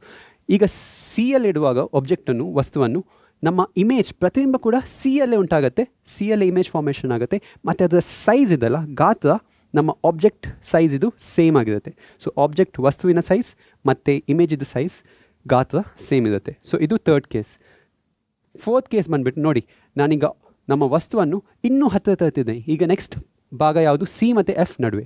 ಸೊ ಸಿ ಮತ್ತು ಎಫ್ ನಡುವೆ ನಾನು ನನ್ನ ಆಬ್ಜೆಕ್ಟನ್ನು ಇಡುವಾಗ ಏನಾಗ್ತದೆ? ಈಗ ನಮ್ಮ ಇಮೇಜ್ ಅಥವಾ ಪ್ರತಿಬಿಂಬ ಇನ್ನೂ ಸ್ವಲ್ಪ ದೂರ ಹೋಗುತ್ತೆ. ಸೊ ಫಸ್ಟ್ ಇಮೇಜ್ ಇಲ್ಲಿತ್ತು, ಎಫಲ್ಲಿತ್ತು. ನೆಕ್ಸ್ಟ್ ಇಮೇಜ್ ಸ್ವಲ್ಪ ದೂರ ಹೋಯಿತು, ಸಿ ಮತ್ತು ಎಫ್ ನಡುವೆ ಬಂದಿತ್ತು. ಮತ್ತು ನೆಕ್ಸ್ಟ್ ನಮ್ಮ ಇಮೇಜ್ ಪ್ರತಿಬಿಂಬ ಸಿಯಲ್ಲೇ ಆಯಿತು. ಈಗ ನಾನು ನೆಕ್ಸ್ಟ್ ಕೇಸಲ್ಲಿ ಪ್ರತಿಬಿಂಬ ಬಿಯಾಂಡ್ ಸಿ ಅಥವಾ ಸಿಯಿಂದ ದೂರದಲ್ಲಿ ಹೋಗುತ್ತೆ, ಮತ್ತು ನಮ್ಮ ಸೈಜ್ಗೆ ಏನಾಗುತ್ತೆ? ಇನ್ನೂ ದೊಡ್ಡದಾಗುತ್ತೆ. ಸೊ ದೊಡ್ಡದಾಗ್ಕೊಂಡು ಹೋಗುತ್ತೆ, ದೂರ ಹೋಗ್ಕೊಂಡು ಹೋಗುತ್ತೆ. ಸೊ ನಮ್ಮ ಇಮೇಜ್ ಇದು ನಮ್ಮದು ಫೋರ್ತ್ ಕೇಸ್. ಫಿಫ್ತ್ ಕೇಸ್ ಬಂದುಬಿಟ್ಟು, ನೋಡಿ, ವಸ್ತುವನ್ನು ನಾನು ಇನ್ನೂ ಹತ್ತಿರದಲ್ಲಿ ತರ್ತೇನೆ, ಎಫಲ್ಲಿ ಇಡ್ತೇನೆ. ಸೊ ಡೈರೆಕ್ಟ್ ಎಫ್ ಮೇಲೆ ಇಡ್ತೇನೆ. ಸೊ ಎಫ್ ಮೇಲೆ ಇಡುವಾಗ ಏನಾಗುತ್ತೆ? ನಮ್ಮ ಪ್ರತಿಬಿಂಬ ಇಮೇಜ್ ಇನ್ಫಿನಿಟಿ ಅಥವಾ ಅನಂತದಲ್ಲಿ ಉಂಟಾಗುತ್ತೆ. ನೋಡಿ, ಅನಂತದಲ್ಲಿ ವಸ್ತು ಇರುವಾಗ ಇಮೇಜಲ್ಲಿ ಫಾರ್ಮ್ ಆಗುತ್ತೆ, ಫೋಕಸಲ್ಲಿ ಫಾರ್ಮ್ ಆಗುತ್ತೆ. ಈಗ ನಾನು ವಸ್ತುವನ್ನು ಫೋಕಸಲ್ಲಿ ಇಟ್ಟರೆ ನಮ್ಮ ಇಮೇಜ್ ಅನಂತದಲ್ಲಿ ಫಾರ್ಮ್ ಆಗುತ್ತೆ. ಸೊ ಹೀಗೆ ನೀವು ನೆನ್ಪಿಟ್ಕೊಳ್ಬೋದು. ಸರಿ, ಲಾಸ್ಟ್ ಕೇಸ್ ನೋಡಿ, ಈ ಎಲ್ಲ 5 ಡಯಾಗ್ರಾಮ್ಸಲ್ಲಿ ನಮ್ಮ ಇಮೇಜ್ ಅಥವಾ ಪ್ರತಿಬಿಂಬ ಯಾವಾಗಲೂ ರಿಯಲ್ ಮತ್ತು ಇನ್ವರ್ಟೆಡ್ ಆಗಿತ್ತು. ನಿಜ ಮತ್ತು ತಲೆ ಕೆಳಗಾದ ಪ್ರತಿಬಿಂಬ ಉಂಟಾಗುತ್ತೆ. ಆದರೆ ಲಾಸ್ಟ್ ಒಂದು ಡಯಾಗ್ರಾಮಲ್ಲಿ ಇದರಲ್ಲಿ ಇದೊಂದು ಸ್ಪೆಷಲ್ ಕೇಸ್. ಇಲ್ಲಿ ನಮ್ಮ ಪ್ರತಿಬಿಂಬ ಇಮೇಜ್ ವರ್ಚುವಲ್ ಆ್ಯಂಡ್ ಇರೆಕ್ಟ್ ಇರುತ್ತೆ. ಅಂದ್ರೇನು? ಮಿಥ್ಯಾ ಮತ್ತು ನೇರವಾದ ಇಮೇಜ್ ಸಿಗುತ್ತೆ. ಸೊ ಇಲ್ಲಿ ನೋಡಿ, ಎಫ್ ಮತ್ತು ಪಿ ನಡುವೆ ನಾನು ವಸ್ತುವನ್ನು ಇಡ್ತೇನೆ. ವಸ್ತುವನ್ನು ಇನ್ನೂ ಹತ್ತಿರದಲ್ಲಿ ತರುವಾಗ, ಎಫ್ ಮತ್ತು ಪಿಯಲ್ಲಿ ಇಡುವಾಗ ನಮ್ಮ ಇಮೇಜ್ ಅಥವಾ ಪ್ರತಿಬಿಂಬ ಎಲ್ಲಿ ಉಂಟಾಗುತ್ತೆ? ಮಿರರ್ದು ಹಿಂದ್ಗಡೆ ಉಂಟಾಗುತ್ತೆ, ಮತ್ತು ಅದು ಸ್ವಲ್ಪ ದೊಡ್ಡದಾಗಿರುತ್ತೆ. ಸೊ ಇದೊಂದು ತುಂಬ ಇಂಪಾರ್ಟೆಂಟ್ ವಿಷಯ. ಇಲ್ಲಿ ನೋಡಿ, ಯಾವಾಗಲೂ ಮಿರರ್ದು ಲೆಫ್ಟ್ ಸೈಡಲ್ಲಿದ್ದರೆ ನಮ್ಮ ಪ್ರತಿಬಿಂಬ ಅದು ಯಾವಾಗಲೂ ರಿಯಲ್ ಆಗಿರುತ್ತೆ, ಮತ್ತು ಮಿರರ್ದು ರೈಟ್ ಸೈಡಲ್ಲಿದ್ದರೆ ವರ್ಚುವಲ್ ಆಗಿರುತ್ತೆ. ಮತ್ತು ನಾನು ಹೇಳಿದ್ದೆ, ವರ್ಚುವಲ್ ಮತ್ತು ಇರೆಕ್ಟ್, ಮಿಥ್ಯ ಮತ್ತು ನೇರ ಜೊತೆಯಾಗಿ ಬರುತ್ತೆ. ರಿಯಲ್ ಆ್ಯಂಡ್ ಇನ್ವರ್ಟೆಡ್, ನಿಜ ಮತ್ತು ತಲೆ ಕೆಳಗಾದ, ಅದು ಎರಡು ಜೊತೆಯಲ್ಲಿರುತ್ತೆ. ನೆಕ್ಸ್ಟ್ ಬಂದುಬಿಟ್ಟು ವೆಕ್ಸ್ ಮಿರರ್ ಪಿನ ದರ್ಪಣ ಇದರಲ್ಲಿ ಖಾಲಿ 2 ಕೇಸಸ್ ಇದೆ. ಇಲ್ಲಿ ಒಂದು ಇಂಪಾರ್ಟೆಂಟ್ ವಿಷಯ ಏನು ನೆನ್ಪಿಟ್ಕೊಳ್ಬೇಕಂದ್ರೆ ಇದು ಯಾವಾಗಲೂ ಇದರ ಪ್ರತಿಬಿಂಬ ಅಥವಾ ಇಮೇಜ್ ಯಾವಾಗಲೂ ವರ್ಚುವಲ್ ಆ್ಯಂಡ್ ಇರೆಕ್ಟ್ ಆಗಿರುತ್ತೆ. ಅಂದ್ರೇನು ಮಿಥ್ಯ ಮತ್ತು ನೇರವಾದ ಪ್ರತಿಬಿಂಬನೇ ಸಿಗುತ್ತೆ. ಸೊ ಫಸ್ಟ್ ಕೇಸ್ ಬಂದುಬಿಟ್ಟು ಇದು ಇನ್ಫಿನಿಟಿಯಲ್ಲಿ ಇದೆ ಅಂತ ಅಂದ್ಕೊಳ್ಳಿ ನಮ್ಮ ವಸ್ತು. ಇದು ನಾವು ಆಲ್ರೆಡಿ ನೋಡಿದ್ವಿ, ಇಮೇಜಲ್ಲಿ ಫಾರ್ಮ್ ಆಗುತ್ತೆ, ಫೋಕಸಲ್ಲಿ ಫಾರ್ಮ್ ಆಗುತ್ತೆ, ಸಂಗಮ ಬಿಂದುವಲ್ಲಿ ಫಾರ್ಮ್ ಆಗುತ್ತೆ. ನೋಡಿ ಎಲ್ಲ ಸಮಾನಾಂತರವಾಗಿರುವ ರೇಖೆಗಳು ಫೋಕಸಿಂದ ಬರುವಾಗಿ ಕಾಣುತ್ತೆ. ಸೊ ಫೋಕಸಲ್ಲಿ ನಮ್ಮ ಪ್ರತಿಬಿಂಬ ಇಮೇಜ್ ಉಂಟಾಗುತ್ತೆ. ಇದು ಫಸ್ಟ್ ಕೇಸ್. ಸೆಕೆಂಡ್ ಕೇಸ್ ಬಂದುಬಿಟ್ಟು ಇನ್ಫಿನಿಟಿ ಅಲ್ಲದೆ ಎಲ್ಲಿಯಾದರೂ ಇಡಿ, ನಿಮ್ಮ ಮಿರರ್ ಮುಂದೆ ಎಲ್ಲಿಯಾದರೂ ಇಟ್ಟರೆ ನಮ್ಮ ವಸ್ತುವನ್ನು ಯಾವಾಗಲೂ ನಮ್ಮ ಪ್ರತಿಬಿಂಬ ಈ ಪಿ ಮತ್ತು ಎಫ್ ನಡುವೆ ಉಂಟಾಗುತ್ತೆ. ಮತ್ತು ಅದರ ಸೈಜ್ ಗಾತ್ರ ಏನು ಹೇಗಿರುತ್ತೆ, ಸ್ವಲ್ಪ ಚಿಕ್ಕದಾಗಿ ಇರುತ್ತೆ. ಸೊ ಇದು ನಮ್ಮದು 2 ಕೇಸ್, 2 ಡಯಾಗ್ರಾಮ್ಸ್ ಕಾನ್ವೆಕ್ಸಲ್ಲಿ. ನೋಡಿ ಇದನ್ನೇ ನಾನು ಟೇಬಲಲ್ಲಿ ಹಾಕಿದ್ದೇನೆ. ಇಂಗ್ಲೀಷ್ ಮೀಡಿಯಮ್ ಅವರು ಇದನ್ನು ನೋಡಿ, ಕನ್ನಡ ಮೀಡಿಯಮ್ ಅವರು ಇದನ್ನು ನೋಡ್ಬೋದು. ನೋಡಿ ಕಾನ್ಕೇವ್ ಮಿರರಲ್ಲಿ ಎಲ್ಲ ಡಯಾಗ್ರಾಮ್ಸಲ್ಲಿ ರಿಯಲ್ ಆ್ಯಂಡ್ ಇನ್ವರ್ಟೆಡ್ ಇಮೇಜ್ ಅಥವಾ ಸತ್ಯ ಮತ್ತು ತಲೆಗೆಳಗಾದ ಇಮೇಜ್ ಸಿಗುತ್ತೆ. ಆದರೆ ನಮ್ಮದು ಖಾಲಿ ಒಂದೇ ಒಂದು last case between P and F ಇಡುವಾಗ ಆಗ ವರ್ಚುವಲ್ ಆ್ಯಂಡ್ ಇರೆಕ್ಟ್ ಇಮೇಜ್ ಸಿಗುತ್ತೆ, ಮಿಥ್ಯ ಮತ್ತು ನೇರ ಇಮೇಜ್ ಸಿಗುತ್ತೆ. ಅದೇ ನೋಡಿ ಕಾನ್ವೆಕ್ಸ್ ಮಿರರಲ್ಲಿ ಪಿನ ದರ್ಪಣದಲ್ಲಿ ಹೇಗಿದೆ, ಯಾವಾಗಲೂ ವರ್ಚುವಲ್ ಆ್ಯಂಡ್ ಇರೆಕ್ಟ್ ಇಮೇಜೇ ಸಿಗುತ್ತೆ. ಸೊ ಇದು ತುಂಬ ಇಂಪಾರ್ಟೆಂಟ್ ವಿಷಯ. ನಾನು ಇದೊಂದು ಕ್ವೆಶನ್ ಸಾಲ್ವ್ ಮಾಡಲಿಕ್ಕೆ ಯೂಸ್ ಆಗುತ್ತೆ, ನಾನು ಈಗ ಹೇಳ್ತೇನೆ. ಸರಿ, ಮುಂದೆ ಹೋಗೋಣ. Uses of concave mirror. ನೋಡಿ ನಾ ಹೇಳಿದ್ದಲ್ಲೇ ಕಾನ್ವೆಕ್ಸ್ ಮಿರರ್ ಕ್ವೆಶನ್ ಕೇಳ್ಬೋದು, why is convex mirror used as rear view mirrors. ನೋಡಿ ನಾ ಹೇಳಿದ್ದೆ ಕಾನ್ವೆಕ್ಸ್ ಮಿರರ್ಸ್ ಯಾವಾಗಲೂ ಮಿಥ್ಯ ಮತ್ತು ನೇರ ಇಮೇಜ್ ಉಂಟು ಮಾಡುತ್ತೆ, ವರ್ಚುವಲ್ ಆ್ಯಂಡ್ ಇರೆಕ್ಟ್. ಸೊ ಹಾಗಾಗಿ ನೀವು ಹಿಂದೆ ನೀವು ಮಿರರ್ ಕಾರ್ದು ಹಿಂದ್ಗಡೆ ಯಾವಾಗಲೂ ರೇರ್ ವ್ಯೂ ಮಿರರ್ಸ್ ವೆಹಿಕಲ್ ಹಿನ್ನೋಟ ದರ್ಪಣಗಳಾಗಿ ಇದನ್ನು ಯೂಸ್ ಮಾಡ್ತಾರೆ. ಯಾಕೆ, ಯಾವಾಗಲೂ ಇದು ನೇರ ಇಮೇಜೇ ನಮಗೆ ಕಾಣಲಿಕ್ಕೆ ಸಿಗುತ್ತೆ, ಉಲ್ಟಾ ಇಮೇಜ್ ಇನ್ವರ್ಟೆಡ್ ಇಮೇಜ್ ಸಿಗಲ್ಲ. ಅದೊಂದು ಇಂಪಾರ್ಟೆಂಟ್ ವಿಷಯ. ಇನ್ನೊಂದು ಇಂಪಾರ್ಟೆಂಟ್ ವಿಷಯ ಅಂದರೆ ಅದರ ಇಮೇಜ್ ನೋಡಿ, ಅದರ ಪ್ರತಿಬಿಂಬ ತುಂಬ ಚಿಕ್ಕದಾಗಿರುತ್ತೆ. ಸೊ ಹಾಗಾಗಿ ಜಾಸ್ತಿ ಏರಿಯಾವನ್ನು ನಾವು ನೋಡ್ಬೋದು, ಹಿಂದ್ಗಡೆ ಏನೆಲ್ಲ ವೆಹಿಕಲ್ ಬರ್ತಿದೆ ಅದನ್ನು ನೋಡ್ಬೋದು. So it has a wider field of view. So ಈ ವರ್ಡ್ಸನ್ನು ನೀವು ಎಕ್ಸಾಮಲ್ಲಿ ಯೂಸ್ ಮಾಡಬೇಕು. ಇದು ತುಂಬ ಇಂಪಾರ್ಟೆಂಟ್ ಕೀವರ್ಡ್ಸ್ ಆಗಿರುತ್ತೆ. So driver is able to see larger area. ಇದರ ದೃಷ್ಟಿ ಕ್ಷೇತ್ರವು ಅಧಿಕವಾಗಿರುತ್ತೆ ಮತ್ತು ಚಾಲಕರು ಹೆಚ್ಚಿನ ಕ್ಷೇತ್ರವನ್ನು ವೀಕ್ಷಿಸಬಹುದು. ಸೊ ಎಕ್ಸಾಮಲ್ಲಿ ಕ್ವೆಶನ್ ಕೇಳಿದರೆ ಹೀಗೆ ಆನ್ಸರ್ ಬರಬೇಕು. ಯೂಸಸ್ ಆಫ್ ಕಾನ್ಕೇವ್ ಮಿರರ್ಸ್, ನಿಮ್ನ ದರ್ಪಣದ ಉಪಯೋಗಗಳು ನೋಡಿ. ಟಾರ್ಚಸಲ್ಲಿ ಎಲ್ಲ ಯೂಸ್ ಮಾಡ್ತಾರೆ, ಟಾರ್ಚ್ ಹಿಂದ್ಗಡೆ ಯೂಸ್ ಮಾಡ್ತಾರೆ. ಸರ್ಚ್ ಲೈಟ್ ಅಂದರೆ ದೊಡ್ಡ ಟಾರ್ಚ್ ಕೆಲಸ ಸರ್ಚ್ ಮಾಡಲಿಕ್ಕೆಲ್ಲ ಯೂಸ್ ಮಾಡ್ತಾರೆ. ನೆಕ್ಸ್ಟ್ ಬಂದುಬಿಟ್ಟು ವೆಹಿಕಲ್ ಹೆಡ್ಲೈಟ್ ಹಿಂದ್ಗಡೆ ಕೂಡ ಇದನ್ನು ಯೂಸ್ ಮಾಡ್ತಾರೆ. ಶೇವಿಂಗ್ ಮಿರರ್ಸ್ ಅಂದ್ರೇನು, ಕೆಲವು ಬಾರಿ ಸಲೂನ್ಗಳಲ್ಲಿ ಅಥವಾ ಹೀಗೆ ಶೇವ್ ಮಾಡ್ತಾರಲ್ಲ, ಅವರು ಏನು ಯೂಸ್ ಮಾಡ್ತಾರೆ, ಶೇವಿಂಗ್ ಮಿರರ್ಸ್ ಯೂಸ್ ಮಾಡ್ತಾರೆ. ಸೊ ಶೇವಿಂಗ್ ಮಿರರ್ಸ್ ಏನು, ನಾವು ನಾರ್ಮಲ್ ಮಿರರ್ ನೋಡಿದ್ರೆ ನಮ್ಮ ಮುಖದ ಸೈಜ್ ಸೇಮ್ ಆಗಿರುತ್ತೆ. ಅದೇ ಶೇವಿಂಗ್ ಮಿರರ್ಸ್ ಯೂಸ್ ಮಾಡಿದರೆ ನಮ್ಮ ಮುಖ ಸ್ವಲ್ಪ ದೊಡ್ಡದಾಗಿ ಕಾಣುತ್ತೆ. ಸೊ ಶೇವ್ ಮಾಡಲಿಕ್ಕೆ ಈಸಿ ಆಗುತ್ತೆ. ಅದಕ್ಕೆ ನಾವು ಕ್ಷೌರ ದರ್ಪಣ ಅಂತ ಹೇಳ್ತೇವೆ. ನೆಕ್ಸ್ಟ್ ಯೂಸ್ ಬೈ ಡೆಂಟಿಸ್ಟ್, ದಂತವೈದ್ಯರು ಬಳಸುತ್ತಾರೆ ನಮ್ಮ ಹಲ್ಲುಗಳ ದೊಡ್ಡ ಪ್ರತಿಬಿಂಬವನ್ನು, teeth large image of teeth, to see large image of teeth. So dentist use ಮಾಡ್ತಾರೆ. ಮತ್ತು ಸೋಲಾರ್ ಫರ್ನೆಸಸ್, ಸೌರ ಕುಲುಮೆಗಳಲ್ಲಿ ಇದನ್ನು ಯೂಸ್ ಮಾಡ್ತಾರೆ. ಹೇಗೆ ಯೂಸ್ ಮಾಡ್ತಾರೆ ನೋಡಿ, ಬೆಳಕಿನ ಕಿರಣಗಳು ಈ ಮಿರರ್ಗೆ ಟಚ್ ಆಗಿ ಇಲ್ಲಿರುವ ಪಾಟನ್ನು ಬಿಸಿ ಮಾಡುತ್ತೆ. ಸೊ ಇದು uses of concave and convex mirror. ಸರಿ, ನೆಕ್ಸ್ಟ್ ಬಂದುಬಿಟ್ಟು ಸೈನ್ ಕನ್ವೆನ್ಷನ್ಸ್ ನೋಡಿ, ಇದು ವರ್ಡ್ ಪ್ರಾಬ್ಲಮ್ಸ್, ಸಂಖ್ಯಾ ಸಮಸ್ಯೆಗಳು ಸಾಲ್ವ್ ಮಾಡಲಿಕ್ಕೆ ತುಂಬ ಇಂಪಾರ್ಟೆಂಟ್. ಫಸ್ಟ್ ರೂಲ್ ಬಂದುಬಿಟ್ಟು ನಿಮ್ಮ ಆಬ್ಜೆಕ್ಟನ್ನು ನೀವು ಯಾವಾಗಲೂ ಲೆಫ್ಟ್ ಸೈಡಲ್ಲೇ ಇಡಬೇಕು, ಎಡಬದಿಯಲ್ಲೇ ಇಡಬೇಕು ಮಿರರ್ದು. ಯಾಕೆಂದರೆ ಈ ರೇ ಇದೆಲ್ಲ, ಈ ಕಿರಣ ಲೆಫ್ಟಿಂದ ರೈಟಿಗೆ ಬರುವಾಗೆ ಇಡಬೇಕು. ನೆಕ್ಸ್ಟ್ ಬಂದುಬಿಟ್ಟು ನಿಮ್ಮ ಡಿಸ್ಟೆನ್ಸಸ್, ವಸ್ತು ದೂರ ಮತ್ತು ನಿಮ್ಮ ಪ್ರತಿಬಿಂಬದ ದೂರ, ಇಮೇಜ್ ಡಿಸ್ಟೆನ್ಸ್, ಆಬ್ಜೆಕ್ಟ್ ಡಿಸ್ಟೆನ್ಸ್, ಅದೆಲ್ಲ ಪೋಲಿಂದ ಮೆಜರ್ ಮಾಡ್ತಾರೆ. ಯಾವುದೇ ಡಿಸ್ಟೆನ್ಸಸ್, ಯಾವುದೇ ದೂರಗಳು ಲೆಫ್ಟ್ ಸೈಡಲ್ಲಿದ್ದರೆ ಅದು ನೆಗೆಟಿವ್, ಋಣಾತ್ಮಕವಾಗಿರುತ್ತೆ. ಮತ್ತು ರೈಟ್ ಸೈಡಲ್ಲಿರುವ ಎಲ್ಲ ಡಿಸ್ಟೆನ್ಸಸ್, ಮೆಜರ್ ಮಾಡುವ ಎಲ್ಲ ಡಿಸ್ಟೆನ್ಸಸ್, ಎಲ್ಲ ದೂರಗಳು ಪಾಸಿಟಿವ್ ಅಥವಾ ಧನಾತ್ಮಕವಾಗಿರುತ್ತೆ. ಇದೊಂದು ಇಂಪಾರ್ಟೆಂಟ್ ವಿಷಯ. ಇನ್ನೊಂದು ಇಂಪಾರ್ಟೆಂಟ್ ವಿಷಯ ಅಂದ್ರೇನು, ಈ ಆಬ್ಜೆಕ್ಟ್ ಇದು ಸೈಜ್ ಇದೆಲ್ಲ, ಹೈಟ್ ಇದೆಲ್ಲ, ಅದು ನಮ್ಮದು ಈ ಆ್ಯಕ್ಸಿಸ್ ಇದೆಲ್ಲ ಅದರ ಮೇಲಿದ್ದರೆ ಇದರ ಹೈಟ್ ಬಂದುಬಿಟ್ಟು ಪಾಸಿಟಿವ್ ಇರುತ್ತೆ. ಸೊ ಇದು ಪಾಸಿಟಿವ್ ಆಗುತ್ತೆ. ಯಾವುದೆಲ್ಲ ಡಿಸ್ಟೆನ್ಸಸ್, ದೂರಗಳು ಆ್ಯಕ್ಸಿಸಿಂದ, ಪ್ರಧಾನ ಅಕ್ಷದಿಂದ ಕೆಳಗೆ ಮೆಷರ್ ಇದೆಯಲ್ಲ, ಸೊ ಅದು ನೆಗೆಟಿವ್ ಆಗಿರುತ್ತೆ. ಸೊ ಇದು ನೆಗೆಟಿವ್ ಆಗಿರುತ್ತೆ. ಸೊ ಇದು ನೆಗೆಟಿವ್ ಆಗಿರುತ್ತೆ. ಸೊ ಈ ಕೆಲವು ಸೈನ್ ಕನ್ವೆನ್ಷನ್ಸ್ ತುಂಬ ಇಂಪಾರ್ಟೆಂಟ್, ನಿಮಗೆ ಎಕ್ಸಾಮಲ್ಲಿ ಸಾಲ್ವ್ ಮಾಡಲಿಕ್ಕೆ ಇದು ಯೂಸ್ ಆಗುತ್ತೆ. ಮತ್ತು mirror formula and magnification. So ಯಾವುದೆಲ್ಲ ಫಾರ್ಮುಲಾ ಇದೆ ನೋಡಿ, ಈ ಮಿರರ್ಗೆ 1/v + 1/u = 1/f. So we ಅಂದ್ರೇನು ನೋಡಿ, ಇದು ಇಮೇಜ್ ಅಂತ ಅಂದ್ಕೊಳ್ಳಿ. ಸೊ ಇಲ್ಲಿಂದ ಪೋಲಿಂದ ಈ ಇಮೇಜ್ ಪ್ರತಿಬಿಂಬ ಈ ಡಿಸ್ಟೆನ್ಸಿಗೆ ವಿ ಅಂತ ನಾವು ಹೇಳ್ತೇವೆ. ಸೊ ಇದು ಈ ಕಡೆ ನಮ್ಮದು ಇಮೇಜ್ ಈ ಕಡೆ ಇದ್ದರೆ ಇದು ನೆಗೆಟಿವ್ ಇರುತ್ತೆ, ಇಮೇಜ್ ಆ ಕಡೆ ಇದ್ದರೆ ಅದು ಪಾಸಿಟಿವ್ ಆಗಿರುತ್ತೆ. ಯು ನೋಡಿ, ಯು ಅಂದರೆ ಒಬ್ಜೆಕ್ಟ್ ಮತ್ತು ಆಬ್ಜೆಕ್ಟ್ ಡಿಸ್ಟೆನ್ಸ್ ಅಂತ ಹೇಳ್ತೇವೆ. ಸೊ ಇದು ಯು, ವಸ್ತು ದೂರ, ಇದಕ್ಕೆ ಯು ಅಂತ ಕರೀತೇವೆ. ಯಾವಾಗಲೂ ನಿಮ್ಮದು ಯು ಇದೆಲ್ಲ ಪ್ರಾಬ್ಲಮ್ಸಲ್ಲಿ ಯಾವಾಗಲೂ ನೆಗೆಟಿವೇ ಆಗಿರುತ್ತೆ. ಸೊ ಇದು ತುಂಬ ಇಂಪಾರ್ಟೆಂಟ್ ವಿಷಯ. ಯು ಯಾವಾಗಲೂ ನೆಗೆಟಿವ್ ಆಗಿರುತ್ತೆ. Object distance is always negative. ವಸ್ತು ದೂರ ಯಾವಾಗಲೂ ನೆಗೆಟಿವ್ ಆಗಿರುತ್ತೆ. ಯಾಕೆಂದರೆ ನಾವು ವಸ್ತುನ ಯಾವಾಗಲೂ ಎಡಬದಿಗೆ ಅಥವಾ ಲೆಫ್ಟ್ ಸೈಡಲ್ಲೇ ಇಡ್ತೇವೆ. ನೆಕ್ಸ್ಟ್ ಬಂದುಬಿಟ್ಟು ಆಬ್ಜೆಕ್ಟ್ ಹೈಟ್ ನೋಡಿ, ಇದು ಎಚ್. ಸೊ ಆಬ್ಜೆಕ್ಟ್ ಇದು ಹೈಟ್, ವಸ್ತು ಇದು ಗಾತ್ರ, ಇದೆಲ್ಲ ವಸ್ತು ಇದು ಎತ್ತರ, ಅದು ಕೂಡ ಯಾವಾಗಲೂ ಪಾಸಿಟಿವ್ ಆಗಿರುತ್ತೆ ಎಲ್ಲ ಪ್ರಾಬ್ಲಮ್ಸಲ್ಲಿ. ಇದು 2 ಟ್ರಿಕ್ಕನ್ನು ನೀವು ನೆನಪಲ್ಲಿ ಇಟ್ಕೊಳ್ಳಿ, ಯಾಕೆಂದರೆ ನಾವು ವಸ್ತುವನ್ನು ಯಾವಾಗಲೂ ಎರೆಕ್ಟಾಗಿ ಇಡ್ತೇವೆ. ಸೊ ಇದೇ ತುಂಬ ಇಂಪಾರ್ಟೆಂಟ್ ವಿಷಯ. ನೋಡಿ, ಇದು ನಮ್ಮದು formula 1/v + 1/u = 1/f. F ಅಂದ್ರೇನು, ಕ್ರಮೇಣ ಫೋಕಲ್ ಲೆಂತ್ ಇಲ್ಲಿದೆ ಅಂತ, ಪ್ರಿನ್ಸಿಪಲ್ ಫೋಕಸ್ ಇಲ್ಲಿದ್ದರೆ ಈ ಡಿಸ್ಟೆನ್ಸನ್ನು ಪಿ ಮತ್ತು ಎಫ್ ಡಿಸ್ಟೆನ್ಸನ್ನು ಫೋಕಲ್ ಲೆಂತ್ ಅಥವಾ ಸಂಗಮ ದೂರ ಅಂತ ಕರೀತೇವೆ. ಸೊ ಇದೇ ಫಾರ್ಮುಲಾ. ನೆಕ್ಸ್ಟ್ ಬಂದುಬಿಟ್ಟು ಮ್ಯಾಗ್ನಿಫಿಕೇಷನ್. ನಮ್ಮದು ಮ್ಯಾಗ್ನಿಫಿಕೇಷನ್ ಅಂದ್ರೇನು, h'/h. h' ಅಂದ್ರೇನು, ನಮ್ಮದು ವಸ್ತು ಇದು ಎತ್ತರ. ಸೊ ಇದು ವಸ್ತು ಅಲ್ಲ, ಸಾರಿ, ಇಮೇಜ್ ಇದು ಎತ್ತರ. ಸೊ ಇದು ಇಮೇಜ್ ಅಥವಾ ಪ್ರತಿಬಿಂಬ ಆದರೆ ಇದರ ಗಾತ್ರ ಸೈಜ್ ಎಷ್ಟಿದೆ h' ಅಂತ ಬರುತ್ತೇವೆ. ಈ h' ಮತ್ತು ಇದು ಅನ್ನು ನಾನಿಲ್ಲಿ ಭಾಗಕಾರ ಮಾಡಿದ್ದೆ, h'/h ಮಾಡಿದ್ದೆ, ಆಗ ನಮಗೆ ಮ್ಯಾಗ್ನಿಫಿಕೇಷನ್ ಸಿಗುತ್ತೆ.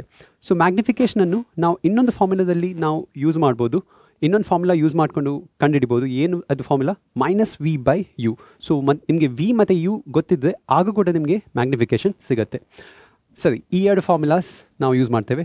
ಈಗ ಇನ್ನೊಂದೊಂದು ಏನು ಇಂಪಾರ್ಟೆಂಟ್ ವಿಷಯ ಅಂದರೆ, ಈ ಕಾನ್ಕೇವ್ ಮಿರರಲ್ಲಿ ಅಥವಾ ನಿಮ್ಮ ದರ್ಪಣದಲ್ಲಿ ನೀವು ನೋಡಿ, ಎಫ್ ಬಂದುಬಿಟ್ಟು ಯಾವಾಗಲೂ ಲೆಫ್ಟ್ ಸೈಡಲ್ಲಿ ಇರುತ್ತೆ. ಸೊ ಹಾಗಾಗಿ ಇದಕ್ಕೆ ಎಫ್ ಯಾವಾಗಲೂ ನೆಗೆಟಿವ್ ಅಥವಾ ಋಣಾತ್ಮಕವಾಗಿರುತ್ತೆ. ಮತ್ತು ಕಾನ್ವೆಕ್ಸಲ್ಲಿ ಏನಾಗುತ್ತೆ, ಯಾವಾಗಲೂ ಪಾಸಿಟಿವ್ ಆಗಿರುತ್ತೆ. ಪಿನ ದರ್ಪಣ ಫೋಕಲ್ ಲೆಂತ್, ನಮ್ಮ ಸಂಗಮ ದೂರ ಯಾವಾಗಲೂ ಪಾಸಿಟಿವ್ ಇರುತ್ತೆ. ಇದು ಕೂಡ ತುಂಬ ಇಂಪಾರ್ಟೆಂಟ್ ವಿಷಯ. ಸರಿ, ಈಗ h' ನೋಡಿ, ನಮ್ಮದು ಪ್ರತಿಬಿಂಬದ ಎತ್ತರ ನೆಗೆಟಿವ್ ಇದ್ದರೆ ಅಥವಾ ಋಣಾತ್ಮಕವಾಗಿದ್ದರೆ ಅದರ ಅರ್ಥ ಏನು, ಅದು ಇನ್ವರ್ಟೆಡ್ ಅಥವಾ ತಲೆ ಕೆಳಗಾಗಿದೆ ಅಂತ. ಯಾವುದು ಪ್ರತಿಬಿಂಬ, ಯಾವುದು ಇಮೇಜ್ ಇನ್ವರ್ಟೆಡ್ ಆಗಿರುತ್ತೆ, ತಲೆ ಕೆಳಗಾಗಿರುತ್ತೆ? Real images. So real and inverted, ಸತ್ಯ ಮತ್ತು ತಲೆ ಕೆಳಗಾದ ಪ್ರತಿಬಿಂಬ, ಅದು 2 ಜೊತೆಗೆ ಬರುತ್ತೆ. ಸೊ ಎಚ್ ನೆಗೆಟಿವ್ ಇದ್ದರೆ ನೀವು ಹೇಳ್ಬೋದು, ಕೆಲವು ಸತಿ ಹೇಳ್ತಾರೆ, ಎಕ್ಸಾಮಲ್ಲಿ ಕ್ವಶನ್ ಕೇಳ್ತಾರೆ, ಪ್ರತಿಬಿಂಬದ ಸ್ವಭಾವ ಬರೀರಿ ಅಂತ. ಸೊ ನೀವು ಪ್ರಾಬ್ಲಮ್ ಸಾಲ್ವ್ ಮಾಡಿ ಆದಮೇಲೆ h' ನಿಮಗೆ ನೆಗೆಟಿವ್ ಆಗಿ ಸಿಕ್ಕಿದ್ರೆ ಆಗ ನೀವು ಪ್ರತಿಬಿಂಬ ನೀವು ಹೇಳ್ಬೋದು image is real and inverted, ಸತ್ಯ ಮತ್ತು ತಲೆಗೆಳಗಾದ. ಹಾಗೆಯೇ H++ ಅಂತಿದ್ರೆ, ಪ್ಲಸ್ ಏನು ಹೀಗಿದೆ ಅಂತ ಅದರ ಅರ್ಥ. ಸೊ ಎಚ್ ಈಸ್ ಪಾಸಿಟಿವ್, ಧನಾತ್ಮಕವಾಗಿದೆ, ನೀವು ಹೇಳ್ಬೋದು ಅದು ಎರೆಕ್ಟ್ ಆಗಿದೆ ಅಂತ. ಸೊ ಯಾವುದು ಪ್ರತಿಬಿಂಬ ಇಮೇಜ್ ಎರೆಕ್ಟ್ ಅಥವಾ ನೇರವಾಗಿರುತ್ತೆ, ಮಿಥ್ಯ ಪ್ರತಿಬಿಂಬ, virtual image. So virtual and erect ಅಂತ ಹೇಳ್ಬೋದು. ಹಾಗೆ ನೋಡಿ, ಈಗ ಎಮ್ ಅಂದ್ರೇನು, h'/h ಅಲ್ಲ, h'/h. ಈಗ ನಮ್ಗೆ ಗೊತ್ತು ಎಚ್ ವಸ್ತು ಎತ್ತರ ಯಾವಾಗಲೂ ಪಾಸಿಟಿವ್ ಇರುತ್ತೆ, ಇದು ಯಾವಾಗಲೂ ಪಾಸಿಟಿವ್. ಸೊ ಈಗ h' ನೆಗೆಟಿವ್ ಅಂದ್ರೇನು, ರಿಯಲ್ ಆ್ಯಂಡ್ ಇನ್ವರ್ಟೆಡ್. ಸೊ ಇದರ ಆನ್ಸರ್ ಕೂಡ ಎಮ್ ಕೂಡ ನೆಗೆಟಿವ್ ಆಗಿ ಬರುತ್ತೆ. ಸೊ ಮ್ಯಾಗ್ನಿಫಿಕೇಷನ್ ಅಥವಾ ವರ್ಧನೆ ಋಣಾತ್ಮಕ ನೆಗೆಟಿವ್ ಇದ್ದರೆ ಆಗ ಕೂಡ ನೀವು ಹೇಳ್ಬೋದು ಇಮೇಜ್ ಹೇಗಿರುತ್ತೆ, ರಿಯಲ್ ಆ್ಯಂಡ್ ಇನ್ವರ್ಟೆಡ್, ಸತ್ಯ ಮತ್ತು ತಲೆ ಕೆಳಗಾದ ಪ್ರತಿಬಿಂಬ ಸಿಗುತ್ತೆ ಅಂತ. ಹಾಗೆಯೇ h' ಪಾಸಿಟಿವ್ ಆಗಿದ್ದರೆ ಎಮ್ ಕೂಡ ಪಾಸಿಟಿವ್ ಆಗಿರುತ್ತೆ. ಸೊ ಎಮ್ ಕೂಡ ನಿಮಗೆ ಪಾಸಿಟಿವ್ ಆನ್ಸರ್ ಸಿಗುತ್ತೆ, ಧನಾತ್ಮಕವಾಗಿ ಉತ್ತರ ಸಿಗುತ್ತೆ. ಸೊ ಆಗ ನೀವು ಹೇಳ್ಬೋದು ಪುನಃ ಪ್ರತಿಬಿಂಬ ಹೇಗಿರುತ್ತೆ, ಪ್ರತಿಬಿಂಬ image is virtual and erect, ಮಿಥ್ಯ ಹಾಗೂ ನೇರವಾಗಿರುತ್ತೆ ಅಂತ ನೀವು ಹೇಳ್ಬೋದು. ಸರಿ, ಇದನ್ನು ಯೂಸ್ ಮಾಡ್ಕೊಂಡು ನಾವು ಈಗ ಎಕ್ಸಾಮಲ್ಲಿ ಕ್ವೆಶನ್ಸ್ ಬೇರೆ ಬೇರೆ ಟೈಪಿದ್ದು ಕ್ವೆಶನ್ ಕೇಳ್ತಾರೆ. ಸೊ ಫಸ್ಟ್ ನಾನು ಈ ಸಂಖ್ಯಾ ಸಮಸ್ಯೆಗಳನ್ನು ಸಾಲ್ವ್ ಮಾಡಲಿಕ್ಕೆ ಕೆಲವು 6 ಸ್ಟೆಪ್ಸ್ ಎಕ್ಸ್ಪ್ಲೇನ್ ಮಾಡಿದ್ದೇನೆ. ಸೊ ಅದನ್ನು ನಾನು ಹಿಂದೆ ನಾವು ಆಲ್ರೆಡಿ ರೆಕಾರ್ಡ್ ಮಾಡಿದ್ದ ವೀಡಿಯೋ, ಸೊ ಅದು ವೀಡಿಯೋದ ಲಿಂಕ್ ನಾನು ಹಾಕ್ತೇನೆ ಇಲ್ಲಿ. ಸೊ ಅದ್ರಲ್ಲಿ ನಾನು ಫುಲ್ ಎಕ್ಸ್ಪ್ಲನೇಷನ್ ಕೊಟ್ಟಿದ್ದೇನೆ ಹೇಗೆ ವರ್ಡ್ ಪ್ರಾಬ್ಲಮ್ಸನ್ನು ಸಾಲ್ವ್ ಮಾಡಬೇಕು. ಸೊ ಇದೇ 6 ಸ್ಟೆಪ್. ಸೊ ಯಾವುದೇ ಕ್ವೆಶನ್ ಬರಲಿ, ಫಸ್ಟ್ ನೀವು ಬರಬೇಕು ವಾಟ್ ಡು ವಿ ನೋ, ನಮಗೇನು ಗೊತ್ತಿದೆ. ಸೊ ನಿಮಗೆ ವಿ ಕೊಟ್ಟಿದ್ದಾರಾ, ಯು ಕೊಟ್ಟಿದ್ದಾರಾ, ಅಥವಾ ಯು ಕೊಟ್ಟಿದ್ದಾರಾ, ಎಫ್ ಕೊಟ್ಟಿದ್ದಾರಾ. ಜನರಲಿ ಏನು ಕೊಡ್ತಾರೆ ಅಂದರೆ, ಈ ಮೂರರಲ್ಲಿ ವಿ, ಯು ಮತ್ತು ಎಫಲ್ಲಿ 2 ಕೊಟ್ಟಿರ್ತಾರೆ. ಎರಡು ವ್ಯಾಲ್ಯೂಸ್ ಕೊಟ್ಟಿರ್ತಾರೆ, ಎರಡು ಮೌಲ್ಯಗಳು ಕೊಟ್ಟಿರ್ತಾರೆ. ಮೂರನೇದನ್ನು ನೀವು ಕಂಡುಹಿಡಬೇಕಾಗತ್ತೆ. ಸೊ ಅಥವಾ ವಿ ಮತ್ತು ಯು ಕೊಟ್ಟಿರ್ತಾರೆ, ಎಫ್ ಕಂಡುಹಿಡಬೇಕಾಗತ್ತೆ, ಅಥವಾ ಯು ಮತ್ತು ಎಫ್ ಕೊಟ್ಟಿರ್ತಾರೆ, ವಿ ಕಂಡುಹಿಡಬೇಕಾಗತ್ತೆ. ಸೊ ಯಾವುದು ಗೊತ್ತಿದೆ ಅದನ್ನು ಫಸ್ಟ್ ಬರಬೇಕು. ನೆಕ್ಸ್ಟ್ ಸ್ಟೆಪ್ ಬಂದುಬಿಟ್ಟು ಯಾವುದು ಕಂಡುಹಿಡಿಬೇಕು, ಸೊ ಅದನ್ನು ಬರೀಬೇಕು. ಕೆಲವು ಬಾರಿ ಮ್ಯಾಗ್ನಿಫಿಕೇಷನನ್ನು ಕಂಡುಹಿಡಿದಿ ಅಂತ ಹೇಳ್ತಾರೆ, ಸೊ ಅದು ಕೂಡ ಕಂಡುಹಿಡಬೇಕಿದ್ದು ಅದನ್ನು ಕೂಡ ಬರಬೇಕು. ಸೊ ವಿದು ವ್ಯಾಲ್ಯೂ ಎಷ್ಟು, ಯುದು ವ್ಯಾಲ್ಯೂ ಎಷ್ಟು, ಎಮ್ ಇದು ವ್ಯಾಲ್ಯೂ ಗೊತ್ತಿಲ್ಲ, ಅದನ್ನು ಕಂಡುಹಿಡಬೇಕಾದ್ರೆ ಅದನ್ನು ಕೂಡ ಪಟ್ಟಿ ಮಾಡಿ, ಲಿಸ್ಟ್ ಮಾಡಿ. ನೆಕ್ಸ್ಟ್ ಬಂದುಬಿಟ್ಟು ನೆಕ್ಸ್ಟ್ ಸ್ಟೆಪ್ ಬಂದುಬಿಟ್ಟು ವಿಚ್ ಫಾರ್ಮುಲಾ ಟು ಯೂಸ್, ಯಾವುದು ಫಾರ್ಮುಲಾ ಯೂಸ್ ಮಾಡಬೇಕು ನೋಡಿ. ನಿಮಗೆ ಇದು ಫಾರ್ಮುಲಾ ನೆನಪಲ್ಲಿ ಇಟ್ಕೊಳ್ಬೇಕು. ಮತ್ತು M is equal to H dash by H is equal to minus V by U, ಇದು ಕೂಡ ಫಾರ್ಮುಲಾ ಯೂಸ್ ಮಾಡಬೇಕು. ಕೆಲವು ಬಾರಿ ಏನು ಹೇಳ್ತಾರೆ, ಇಮೇಜ್ ಇದು ನಮ್ಮ ಪ್ರತಿಬಿಂಬದ್ದು ಸೈಜ್ ಕಂಡುಹಿಡಿಯೋದು ಅಂತ ಹೇಳ್ತಾರೆ. ಸೊ ಆಗ ನೀವು ಇದನ್ನು ಯೂಸ್ ಮಾಡಬೇಕು. So H dash is equal to ಈ ಎಚ್ಚನ್ನು ಆಚೆ ತೆಗೊಂಡೋಗಿ H V into H by U. So ಇದು ಕೂಡ ಇನ್ನೊಂದು ಫಾರ್ಮುಲಾ ಆಗುತ್ತೆ. ಸೊ ಈ ಫಾರ್ಮುಲಾವನ್ನು ಕೂಡ ನೀವು ಯೂಸ್ ಮಾಡ್ಬೋದು. ಸೊ ಯಾವುದು ಫಾರ್ಮುಲಾ ಯೂಸ್ ಮಾಡಬೇಕು ಅದನ್ನು ಕರೆಕ್ಟಾಗಿ ಬರೋದು, ಎಲ್ಲ ಸ್ಟೆಪ್ಸ್ಗೆ ಮಾರ್ಕ್ಸ್ ಇರುತ್ತೆ. ಸರಿ, ನೆಕ್ಸ್ಟ್ ಬಂದುಬಿಟ್ಟು ಒಂದು ಅಂದಾಜು ಮಾಡಬೇಕು, ಎಸ್ಟಿಮೇಟ್ ಮಾಡಬೇಕು. ನೋಡಿ, ನಮ್ಮದು ಆನ್ಸರ್ದು ಸೈನ್, ಪ್ರತಿಬಿಂಬದು ಸೈನ್, ಇಮೇಜ್ ಡಿಸ್ಟೆನ್ಸ್ ಇದ್ದು ಸೈನ್ ಯಾವುದಿರುತ್ತೆ, ಪಾಸಿಟಿವ್ ಇರುತ್ತಾ ನೆಗೆಟಿವ್ ಇರುತ್ತಾ ಒಂದು ಅಂದಾಜು ಮಾಡಿ. ಯಾಕೆಂದರೆ ಕಾನ್ವೆಕ್ಸ್ ಮಿರರಲ್ಲಿ ಅಥವಾ ನಮ್ಮದು ಪೀನ ದರ್ಪಣದಲ್ಲಿ ಯಾವಾಗಲೂ ನಮ್ಮದು ಇಮೇಜ್ ಡಿಸ್ಟೆನ್ಸ್ ಇದೆಲ್ಲ ವಿ, ಇಮೇಜ್ ಯಾವಾಗಲೂ ವರ್ಚುವಲ್ ಆಗಿರುತ್ತೆ ಮತ್ತು ರೈಟ್ ಸೈಡಲ್ಲಿರುತ್ತೆ. ಸೊ ಹಾಗಾಗಿ ಅದರ ಸೈನ್ ಬಂದುಬಿಟ್ಟು ಯಾವಾಗಲೂ ಪಾಸಿಟಿವ್ ಆಗಿರುತ್ತೆ. ಸೊ ಹಾಗೆ ನಿಮ್ಮದು ಒಂದು ಅಂದಾಜು ಮಾಡಬೇಕು.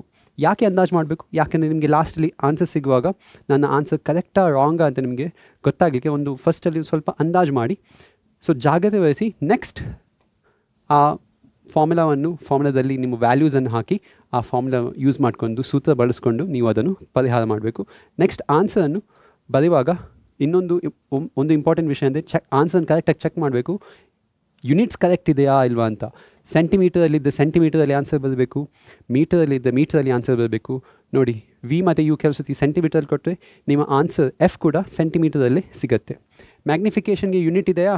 ಇಲ್ಲ, ಮ್ಯಾಗ್ನಿಫಿಕೇಷನ್ ಈಸ್ ಯೂನಿಟ್ಲೆಸ್, ಸೊ ಅದಕ್ಕೆ ಯಾವುದೇ ಯೂನಿಟ್ ಇರಲ್ಲ. ಹಾಂ, ಸೊ ಇದು ಕೆಲವು ಇಂಪಾರ್ಟೆಂಟ್ ವಿಷಯ. ಸರಿ, ನೆಕ್ಸ್ಟ್ ಬಂದುಬಿಟ್ಟು ರಿಫ್ರಾಕ್ಷನ್ ಆಫ್ ಲೈಟ್, ಬೆಳಕಿನ ವಕ್ರೀಭವನ. ನೋಡಿ, ಅದರ ಡೆಫಿನೇಷನ್ಸ್ ಇಲ್ಲಿ ಬರೆದಿದ್ದೇನೆ. ಏನು ವಕ್ರೀಭವನ ಅಂದರೆ, ಏನು ರಿಫ್ರಾಕ್ಷನ್ ಅಂದರೆ, ಒಂದು ಮಾಧ್ಯಮದಿಂದ ಇನ್ನೊಂದು ಮಾಧ್ಯಮಕ್ಕೆ ಲೈಟ್ ಚಲಿಸುವಾಗ ಏನಾಗುತ್ತೆ, ಅದು ಬೆಂಡ್ ಆಗುತ್ತೆ. ನೋಡಿ, ಯಾವಾಗ ಕೆಲವು ಬಾರಿ ಲಂಬದು ಕಡೆಗೆ ಬೆಂಡ್ ಆಗುತ್ತೆ, it bends towards the normal. ಕೆಲವು ಬಾರಿ ಲಂಬದು ದೂರಕ್ಕೆ ಬೆಂಡ್ ಆಗುತ್ತೆ, it's bends away from the normal. ಕೆಲವು ಬಾರಿ ಕ್ವೆಶನ್ ಕೇಳ್ತಾರೆ, ಯಾವಾಗ ಬೆಂಡ್ ಟುವರ್ಡ್ಸ್ ನಾರ್ಮಲ್, ಯಾವಾಗ bend away from the normal, ಹೇಗೆ ಗೊತ್ತಾಗುತ್ತೆ? ನೋಡಿ, ಈ ಮಾಧ್ಯಮದಲ್ಲಿ ಲೈಟ್ ಇದರ ವೇಗ ಜಾಸ್ತಿ ಇದ್ದರೆ, ಸೊ ಇದರ ವೇಗ ಇಲ್ಲಿ ಈ ಮಾಧ್ಯಮದ ಮೀಡಿಯಮ್ 1 ಜಾಸ್ತಿ ಇದೆ, ಮೀಡಿಯಮ್ 2 ಅದರ ಸ್ಪೀಡ್ ಅಥವಾ ವೇಗ ಕಡಿಮೆ ಇದ್ದರೆ, ಆಗ ಮೀಡಿಯಮ್ 1 ನಾವು ರೇರರ್ ಮೀಡಿಯಮ್ ಅಥವಾ ವಿರಳ ಮಾಧ್ಯಮ ಅಂತ ಕರಿತೇವೆ.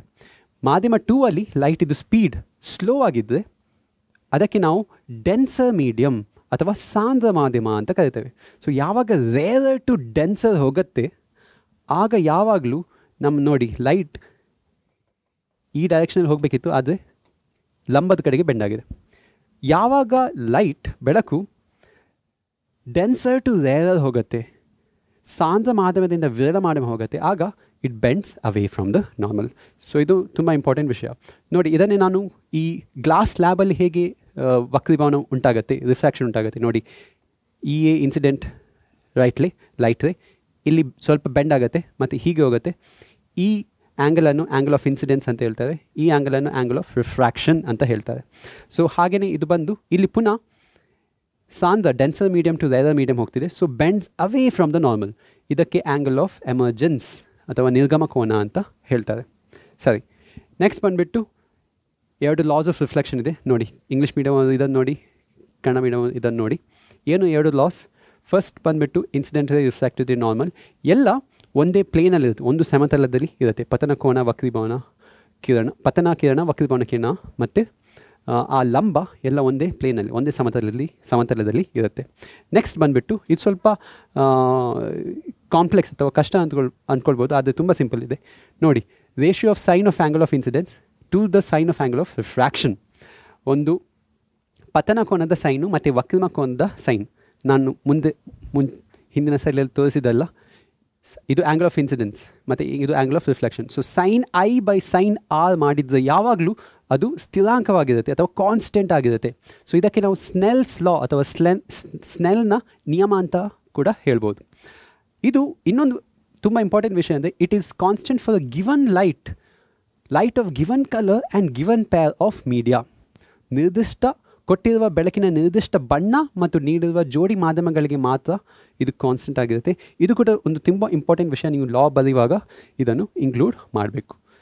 ನೆಕ್ಸ್ಟ್ ಬಂದುಬಿಟ್ಟು ರಿಲೇಟಿವ್ ರಿಫ್ರಾಕ್ಟಿವ್ ಇಂಡೆಕ್ಸ್ ಮತ್ತು ಆಬ್ಸಲ್ಯೂಟ್ ರಿಫ್ರಾಕ್ಟಿವ್ ಇಂಡೆಕ್ಸ್. ಸಾಪೇಕ್ಷ ವಕ್ರೀಭವನ ಸೂಚ್ಯಂಕ ಮತ್ತು ನಿರಪೇಕ್ಷ ವಕ್ರೀಭವನ ಸೂಚ್ಯಂಕ ಏನು ನೋಡಿ, ಯಾವುದೇ ಒಂದು ಮಾಧ್ಯಮ ಲೈಟನ್ನು ಎಷ್ಟು ಬೆಂಡ್ ಮಾಡುತ್ತೆ, ಸೊ ಅದು ಈ ನಂಬರ್ ಸೂಚಿಸುತ್ತದೆ. ಅದನ್ನು ಹೇಗೆ ಕಂಡುಹಿಡಬೇಕು ನಾವು? Speed of light in medium 1. So ಇದು ಮೀಡಿಯಮ್ 1 ಅಂತ ಅನ್ಸ್ಕೊಳ್ಳಿ, ಇದು 2 ಅಂತ ಅನ್ಸ್ಕೊಳ್ಳಿ. ಸೊ ಮೀಡಿಯಮ್ 1ಇಂದ ಮೀಡಿಯಮ್ 2 ಹೋಗುವಾಗ ಈ ಮಾಧ್ಯಮದಲ್ಲಿ ಇರುವ ಸ್ಪೀಡ್, ಲೈಟಿನ ಸ್ಪೀಡ್ ಮತ್ತು ಈ ಮಾಧ್ಯಮದಲ್ಲಿ ಇರುವ ಲೈಟಿನ ಸ್ಪೀಡನ್ನು ನಾವು ಡಿವೈಡ್ ಮಾಡುವಾಗ ನಮಗೆ ರಿಫ್ರಾಕ್ಟಿವ್ ಇಂಡೆಕ್ಸ್ ಸಿಗುತ್ತೆ. ಕ್ರಮೇಣ ಈ ಮಾಧ್ಯಮ ಯಾವಾಗಲೂ ಏರ್ ಅಥವಾ ಗಾಳಿ ಅಂತ ಅಂದ್ಕೊಳ್ಳಿ. ಸೊ ಆಗ ನಾವು ಆಬ್ಸಲ್ಯೂಟ್ ರಿಫ್ರಾಕ್ಟಿವ್ ಇಂಡೆಕ್ಸ್ ಸಿಗುತ್ತೆ. ನಾವು ರಿಫ್ರಾಕ್ಟಿವ್ ಇಂಡೆಕ್ಸ್ ಕ್ಯಾಲ್ಕುಲೇಟ್ ಮಾಡುವಾಗ ಇದು ಗಾಳಿ ಅಥವಾ ಏರ್ ಇದ್ದರೆ ಆಗ ನಮಗೆ ಆಬ್ಸಲ್ಯೂಟ್ ರಿಫ್ರಾಕ್ಟಿವ್ ಇಂಡೆಕ್ಸ್ ಸಿಗುತ್ತೆ. ಸೊ ಆಬ್ಸಲ್ಯೂಟ್ ರಿಫ್ರಾಕ್ಟಿವ್ ಇಂಡೆಕ್ಸ್ ಇದು ಫಾರ್ಮುಲಾ ಸೂತ್ರ ಏನು ಸೇಮ್, ಆದರೆ ಇಲ್ಲಿ ಗಾಳಿಯಲ್ಲಿರುವ ಸ್ಪೀಡ್, ಲೈಟಿದ್ದು ಸ್ಪೀಡನ್ನು ನಾವು ಸಿ ಅಂತ ರೆಪ್ರೆಸೆಂಟ್ ಮಾಡ್ತೇವೆ. ಸೊ ಯಾವಾಗಲೂ ಸಿ ಅಂದರೆ ಏನು? Speed of light in air, ಗಾಳಿಯಲ್ಲಿ ಬೆಳಕಿನ ವೇಗ. ಸೊ ವಿ ಅಂದರೆ ಏನು? ನಮ್ಮ ಮಾಧ್ಯಮ ಯಾವುದೇ ಇರ್ಬೋದು, ಗಾಜು ಇರ್ಬೋದು, ಗ್ಲಾಸ್ ಇರ್ಬೋದು, ವಾಟರ್ ಇರ್ಬೋದು. ಸೊ ಅದರಲ್ಲಿ ಲೈಟಿದ್ದು ಸ್ಪೀಡ್ ವಿ ಅಂತ ರೆಪ್ರೆಸೆಂಟ್ ಮಾಡ್ತೇವೆ. ಸೊ ಸಿ ಮತ್ತು ವಿ ಅನ್ನು ಡಿವೈಡ್ ಮಾಡುವಾಗ ನಮಗೆ ಯಾವುದ್ರದ್ದು ರಿಫ್ರಾಕ್ಟಿವ್ ಇಂಡೆಕ್ಸ್, ಯಾವುದ್ರದ್ದು ವಕ್ರೀಭವನ ಸೂಚ್ಯಂಕ ಸಿಗುತ್ತೆ?